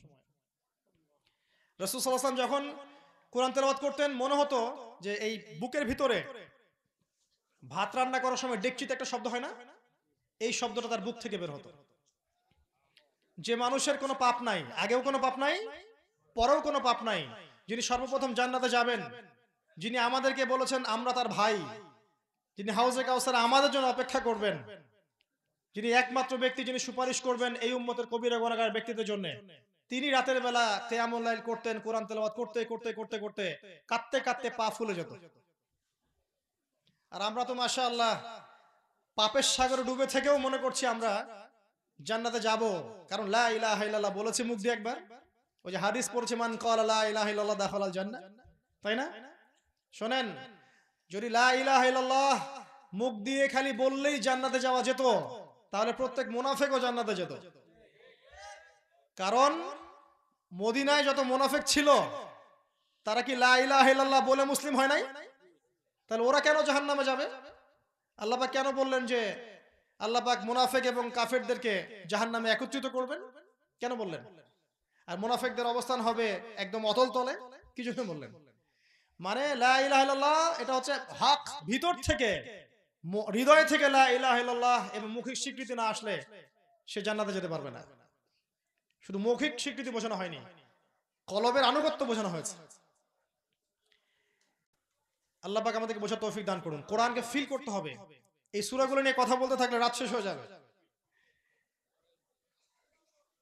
সূরা ফিল পড়েন আপনারা, আলাম তারা কাইফা ফাআল রাব্বুকা বিআসহাবিল ফিল, তাই না? এটা জাস্ট পড়ে যান। এখানে আবরাহার ঘটনা আছে, আপনাকে বুঝতে হবে এই যুগটা কিন্তু আবরাহার যুগ না। এই যুগে আপনাকে পাখি এসে এখান থেকে বাঁচাবে না। নিজের সমস্যার সমাধান নিজেদেরকে করতে হবে। ইন্নাল্লাহা লা ইউগাইয়িরু বিকওমিন হাত্তা ইউগাইয়িরু মা বিআনফুসিহিম। একটা কওম যতক্ষণ নিজের অবস্থার পরিবর্তনের চেষ্টা করে না, ততক্ষণ আল্লাহ পাক তার অবস্থা পরিবর্তন করেন না। এই যে সূরা ইখলাস পড়েন, কুল হুয়াল্লাহু আহাদ, কখনো কি এটা পড়ার সময় ওই বেলাল রাদিয়াল্লাহু আনহুর কথা মনে পড়েছে? বেলাল রাদিয়াল্লাহু আনহু ইসলাম কবুল করে আল্লাহর কাছে দোয়া করছেন, আল্লাহ আমাকে মুক্ত করে দাও, আল্লাহ আমাকে মুক্ত করো, আমি দাসের জীবন ভালো লাগে না। ওই দিনই ওর মনিব উমাইয়া বিন খালাফ জেনে গেল যে বেলাল ইসলাম কবুল করেছে। এরপর তার গলার মধ্যে রশি পেঁচিয়ে মক্কার রাস্তায় রাস্তায় ঘোরানো হয়, ছেঁচড়ানো হয়, টানা হয়, ছেলেরা তাকে পাথর মারে, এক পর্যায়ে বালুর মধ্যে শুইয়ে দেওয়া হয়, চাবুক পিটানো হয়, উপরে পাথর চাপা দেওয়া হয়। যারা শ্বশুর বাড়িতে গিয়েছেন দুই একবার, তাদের এগুলো মায়ের অভিজ্ঞতা আছে। তো এই ব্যক্তিকে বলা হচ্ছে বেলাল রাদিয়াল্লাহু আনহুকে যে একটা বার খালি বলতে হবে যে লাত এবং উজ্জার কসম। কি বলতে হবে? লাত এবং উজ্জার কসম। আল্লাহর বাদ দিয়ে খালি একটা কসম কাটতে হবে। অথবা এতটুকু বলতে হবে মুহাম্মদ কাযযাব, মুহাম্মদ মিথ্যাবাদী, নাউযুবিল্লাহ। আর সে বলছে, বেলাল রাদিয়াল্লাহু আনহু শুয়ে শুয়ে বলছে, আহাদুন আহাদ, যিনি এক তিনি এক। আহাদুন আহাদ, যিনি এক তিনি এক। আহাদুন আহাদ, যিনি এক তিনি একক। আল্লাহ পাকের কাছে এত পছন্দ হয়েছে কথাটা, আল্লাহ সূরা নাজিল করেছেন, কুল হুয়াল্লাহু আহাদ, বলুন তিনি আল্লাহ এক। কখনো মনে করেছেন এই সূরা পড়ার সময় তার কথা? একটা একটা করে সূরা পড়বেন। এই যে দুনিয়ার চাকচিক্যে ডুবে আছেন না অনেকে, আমরাও সবাই আছি কম বেশি। পড়তে থাকেন, আল্লাহ পাক তৌফিক দান করুন। কোরআনের গভীরে ঢুকে যান, আরবি ভাষা শিখেন, দেখবেন কোরআনকে ফিল করতে পারবেন ভিতর থেকে। সূরা কাহফটা খুব ভালো করে পড়বেন। এই সূরা শেষ জামানার সূরা। এই সূরা আপনাকে বোঝাবে কিভাবে চলবেন এই যুগে। অন্তত একটা পারা, দুইটা পারা, তিনটা পারা, যতটুকু পারেন মুখস্থ করেন। আমি বিশ্বাস করি না যে কোরআন মুখস্থ করতে পারবেন না আপনারা। আমি এটা বিশ্বাস করি না। কেমিস্ট্রি মুখস্থ করেছেন, পর্যায় সারণী ধরলে এখনই বলতে পারবেন। ফিজিক্স মুখস্থ করেছেন, উপন্যাসগুলো মুখস্থ করেছেন, কবিতাগুলো মুখস্থ করেছেন, তাই না? করেন নাই? লেখকের নাম, সাল সব মুখস্থ। ইংরেজির কত সূত্র মুখস্থ করেছেন, ত্রিকোণমিতি, পরিমিতি, ম্যাথামেটিক্স, কত কি মুখস্থ করেছেন, কত কি করেছেন সারা জীবনে। কোরআন এক পারা মুখস্থ করতে পারবেন না, এটা আমি বিশ্বাস করি না। অন্তত 30তম পারাটা হলেও মুখস্থ করবেন। কথা দেন কারা কারা মুখস্থ করবেন? এই যে বায়াত করালাম আপনাদের কাছে, ঠিক আছে? এটা হচ্ছে 2 নাম্বার কাজ। শেষ করছি আমি, একটু বসেন। তিলাওয়াত, তারপরে হচ্ছে আপনার হিফজ এবং অর্থ বোঝা, এই কাজটা তারা করেছিলেন। 4 নাম্বার, কোরআনের যত আদেশ আছে আদেশগুলোকে তারা মেনেছেন, মানেন নাই? কোরআনের সমস্ত আদেশকে রাসূলুল্লাহ সাল্লাল্লাহু আলাইহি ওয়াসাল্লাম সাহাবায়ে কেরাম মেনে চলেছেন। যেমন তাওহীদ, তারা কি শিরক করতেন? তারা আল্লাহ তাওহীদে থাকতেন, আমরাও ইনশাআল্লাহ তাওহীদে থাকব। 2 নাম্বার সালাত, তারা 5 ওয়াক্ত সালাত পড়তেন জামাতে, আমরা পড়ি তো মাশাআল্লাহ। আল্লাহ পাক তৌফিক দান করুন।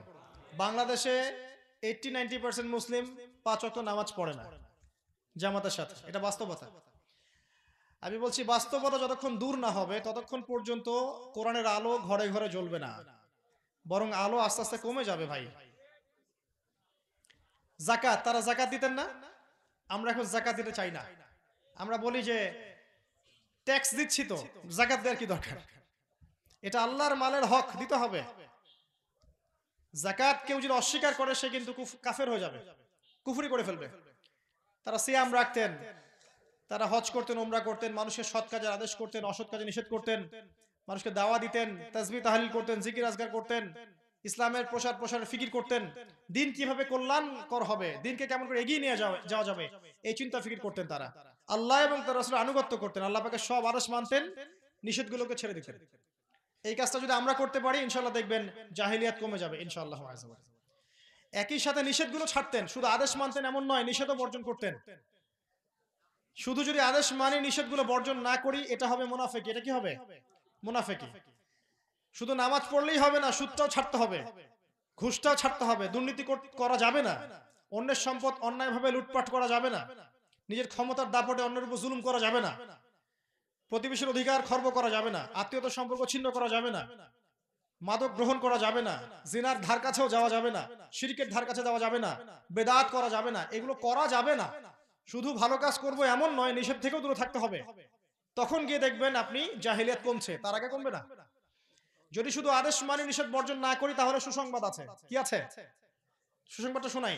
সূরা বাকারা আয়াত নাম্বার 85-86 আল্লাহ বলেছেন, আফাতুমিনুনা বিবাদিল কিতাবি ওয়া তাকফুরুনা বিবাদ। তবে কি তোমরা আল্লাহর কিতাবের কিছু অংশকে মানো আর কিছু অংশকে অস্বীকার করো? ফামা জাযাউ মান ইয়াফআলু যালিক ইল্লা খিজিয়ুন ফিল হায়াতিদ দুনিয়া। যারা এরকম কাজ করবে, আল্লাহর কিতাবের কিছু অংশ মানবে কিছু অংশ মানবে না, এই দুনিয়াতেই আমি আল্লাহ তাদেরকে লাঞ্ছিত করে দেব। এটা হচ্ছে সুসংবাদ। নাউযুবিল্লাহ। কিতাবের কিছু অংশ মানবো কিছু মানবো না এমনটা করা যাবে না, আদেশও মানতে হবে, নিষেধও বর্জন করতে হবে। এটা করতে গিয়ে যদি কবিরা গুনাহ হয়ে যায় বা আপনি হোঁচট খান, হতাশ হবেন না, আবার উঠে দাঁড়ান, তওবা করেন, আবার পথ চলেন। কারণ পথ চলতে গেলে গুনাহ হবেই, কবিরা গুনাহ হবেই, শয়তান ওয়াসওয়াসা দিবেই, হতাশা চলে আসবে, গুনাহ হয়ে গেছে মনে হয় সব শেষ হয়ে গেল। পড়ে গেলে আবার উঠে দাঁড়াবেন, ওযু করবেন, 2 রাকাত নামাজ পড়বেন, ইস্তেগফার করবেন, আবার পথ চলবেন ইনশাআল্লাহ। এভাবে চলতে থাকবেন, শয়তান হেরে যাবে ইনশাআল্লাহ, আপনার ঈমান জিতে যাবে ইনশাআল্লাহ। যার শেষ ভালো তার সব ভালো। ইন্নামাল আমালু বিল খাওয়াতিম। শেষটা যার ভালো হবে সব ভালো হবে তার। এমন অনেক ব্যক্তি জান্নাতে যাবে যারা এখন দুনিয়াতে চলছে দেখে মনে হচ্ছে এরা জাহান্নামে যাবে। আল্লাহর রাসূল বলেছেন, মানুষের তাকদীর তার উপর বিজয়ী হবে, যার তাকদীরে লেখা আছে সে জান্নাতি। দেখা যাবে দুনিয়াতে অনেক দিন পাপ কাজ করছে, হঠাৎ তাকদীর তার প্রতি বিজয়ী হবে, সে আবার ভালো পথে ফিরে আসবে। ভালো কাজ করতে এই অবস্থা তার মৃত্যু হবে, দেখবেন এই ব্যক্তি জান্নাতে চলে গেছে। আবার দেখবেন অনেক মানুষ আছে যারা দুনিয়াতে দেখবেন ভালো কাজ করছে, মাশাআল্লাহ, খালি ভালো কাজ, এক পর্যায়ে তাকদীর ভাগ্য বিজয়ী হবে, এরা শেষ বয়সে গিয়ে খারাপ করা শুরু করবে এবং খারাপ করতে ওই অবস্থায় মারা যাবে। নাউযুবিল্লাহ। তাকদীর আল্লাহর পক্ষ থেকে লেখা হয়ে গেছে, আল্লাহর কাছে ভালো তাকদীর চাইতে হবে, দোয়া করতে থাকতে হবে। আদেশও মানবো ইনশাআল্লাহ, নিষেধ বর্জন করবো ইনশাআল্লাহ। আর 2টা কাজ শেষ করছি। 1 নাম্বার, তারা কোরআনের দাওয়াত দিতেন, প্রচার প্রসার করতেন। আমরাও যেন কোরআন পড়ার পাশাপাশি, অর্থ বোঝার পাশাপাশি, আমল করার পাশাপাশি মানুষকে শিখাই, মানুষকে দাওয়াত দেই, কোরআনের মেসেজগুলো মানুষের কাছে পৌঁছে দেই। এটা শুধু মুসলিমদের গ্রন্থ নয়, মুসলিমদের জন্যই নয়, এটা পুরো মানব জাতির জন্য।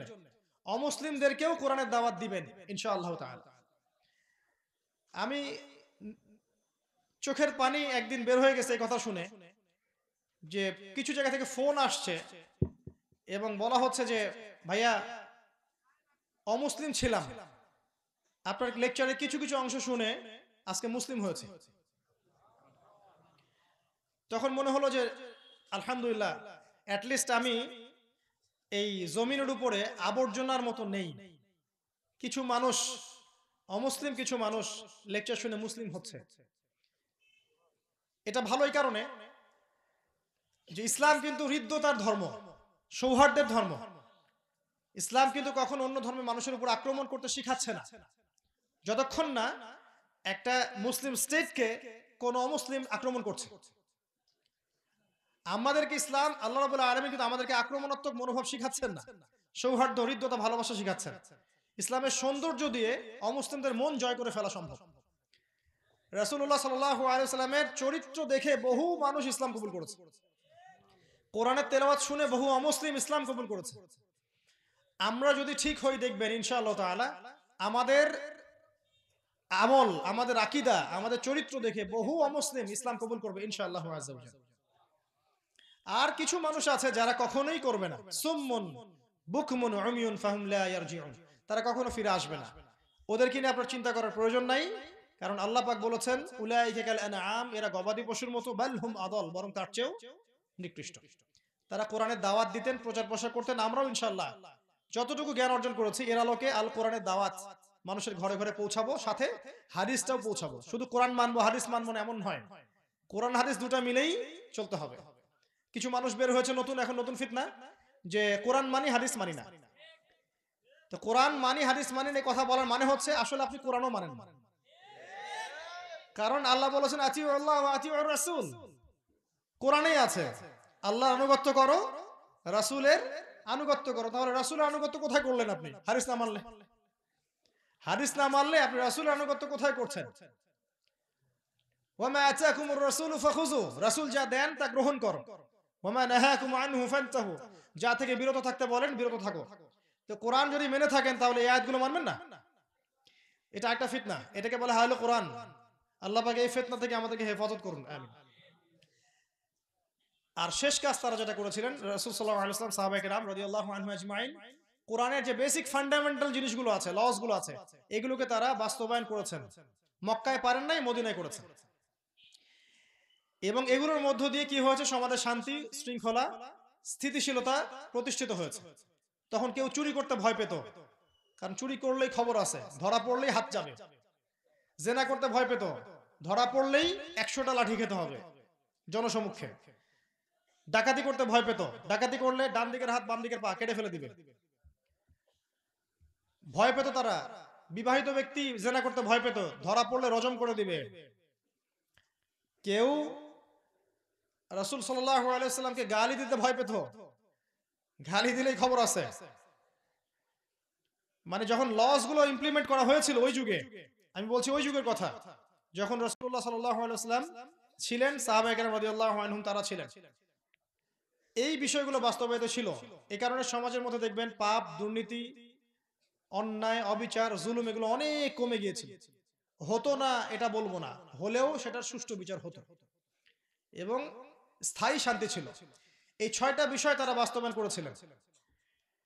এখন আমরা শেষ করবো এই জায়গায় এসে যে আমরাও যদি এখনকার এই আয়ামে জাহেলিয়াত, নতুন আঙ্গিকে গড়া এই জাহেলিয়াতকে দূর করতে চাই, তাহলে আমাদেরকেও সেই পড়াশোনায় ফিরে যেতে হবে, কনস্ট্রাকটিভ সিলেবাসে পড়াশোনা করতে হবে, আমাদেরকেও জানা অনুযায়ী আমল করতে হবে, আদর্শ পরিবার করতে হবে, হালাল খেতে হবে, হারাম থেকে দূরে থাকতে হবে, ইসলামের দাওয়াতি কাজে নিজেদেরকে অংশগ্রহণ করাতে হবে, নিজেদের সাধ্যমতো চেষ্টা করতে হবে। শৈথিল্যবাদী হওয়া যাবে না, উগ্র চরমপন্থী হওয়া যাবে না, মধ্যম পন্থায় ইসলামকে এগিয়ে নিয়ে যেতে হবে, ইলমের সাথে, প্রজ্ঞার সাথে, হিকমার সাথে। এবং দেশের, সমাজের 8-10টা মানুষের ক্ষতি হয় এমন কোনো কাজে সম্পৃক্ত হওয়া যাবে না, বরং এরা সবাই আমার উম্মতের অন্তর্ভুক্ত, সবার জন্য হিতাকাঙ্ক্ষী হতে হবে। শেষমেশ কোরআনের এই 6টা হক যদি আমরা ইন্ডিভিজুয়ালি বাস্তবায়ন করতে পারি, তেলাওয়াত শিখা, অর্থ বোঝা, আদেশ মানা, নিষেধ বর্জন করা, দাওয়াতি কাজ করা এবং বেসিক জিনিসগুলোকে বাস্তবায়ন করা নিজের উপরে, নিজের পরিবারের উপরে, ধীরে ধীরে সমাজে, পরবর্তীতে বিশ্বে, দেখবেন ইনশাআল্লাহ আযজা ওয়া জাল, আজ হোক আর কাল হোক, অথবা 10 বছর, 20 বছর, 30 বছর, 50 বছর পরেই হোক না কেন, আপনি দেখবেন এমন একটা প্রজন্ম আসবে ইনশাআল্লাহ, যেই প্রজন্মর সবাই লা ইলাহা ইল্লাল্লাহ সাক্ষ্য দিবে। এবং যেই প্রজন্মে দেখবেন কোনো অন্যায় হচ্ছে না, দুর্নীতি হচ্ছে না, পাপাচার হচ্ছে না, সমাজটা আলোকিত আছে, অন্ধকারাচ্ছন্ন নেই। এবং এই দিন ইনশাআল্লাহ আযজা ওয়া জাল আল্লাহ পাক শীঘ্রই এই বিশ্বের বুকে নিয়ে আসবেন। এটা আল্লাহ পাকের দায়িত্ব। আল্লাহ পাক বলেছেন ইন তানসুরুল্লাহ ইয়ানসুরুকুম, তোমরা যদি আল্লাহকে সাহায্য করো আল্লাহও তোমাদেরকে সাহায্য করবেন। ওয়া ইউসাব্বিত আকদামাকুম, তোমাদের পা আল্লাহ পাক দৃঢ় রাখবেন। ইয়া আইয়ুহাল্লাযীনা আমানু, হে মুমিনগণ, ইত্তাকুল্লাহ, আল্লাহকে ভয় করো, ইসবিরু ওয়া সাবিরু, তোমরা ধৈর্য ধরো, ধৈর্য ধারণে প্রতিযোগিতা করো, ওয়ারাবিতু, আখের গোছাও, লাআল্লাকুম তুফলিহুন, যাতে করে সফল হতে পারো। আল্লাহ বলেছেন কাম মিন ফিআতিন ক্বালিলা গালাবাত ফিআতান কাসীরা বিইذنিল্লাহ, কত ছোট ছোট উম্মাহ ছিল যারা বড় বড় উম্মাহর উপর বিজয় লাভ করেছিল। ওয়ালা তাহিনু ওয়ালা তাহজানু, তোমরা হীনবল হয়ো না, দুশ্চিন্তাগ্রস্ত হয়ো না। ওয়া আনতুমুল আ'লাউনা, তোমরাই বিজয়ী হবে। ইন কুনতুম মুমিনিন, যদি তোমরা প্রকৃত অর্থেই মুমিন হতে পারো। আল্লাহ পাক আমাদের সবাইকে প্রকৃত অর্থে মুমিন হওয়ার তৌফিক দান করুন, আল কোরআনের হকগুলোকে আদায় করার তৌফিক দান করুন, প্রকৃত জ্ঞানে জ্ঞানী হওয়ার তৌফিক দান করুন, জ্ঞান অনুযায়ী আমল করার তৌফিক দান করুন, আদর্শ পরিবার গড়ার তৌফিক দান করুন, হালালের উপর থাকার তৌফিক দান করুন, হারাম থেকে দূরে থাকার তৌফিক দান করুন। একটু বসেন আপনারা, আমরা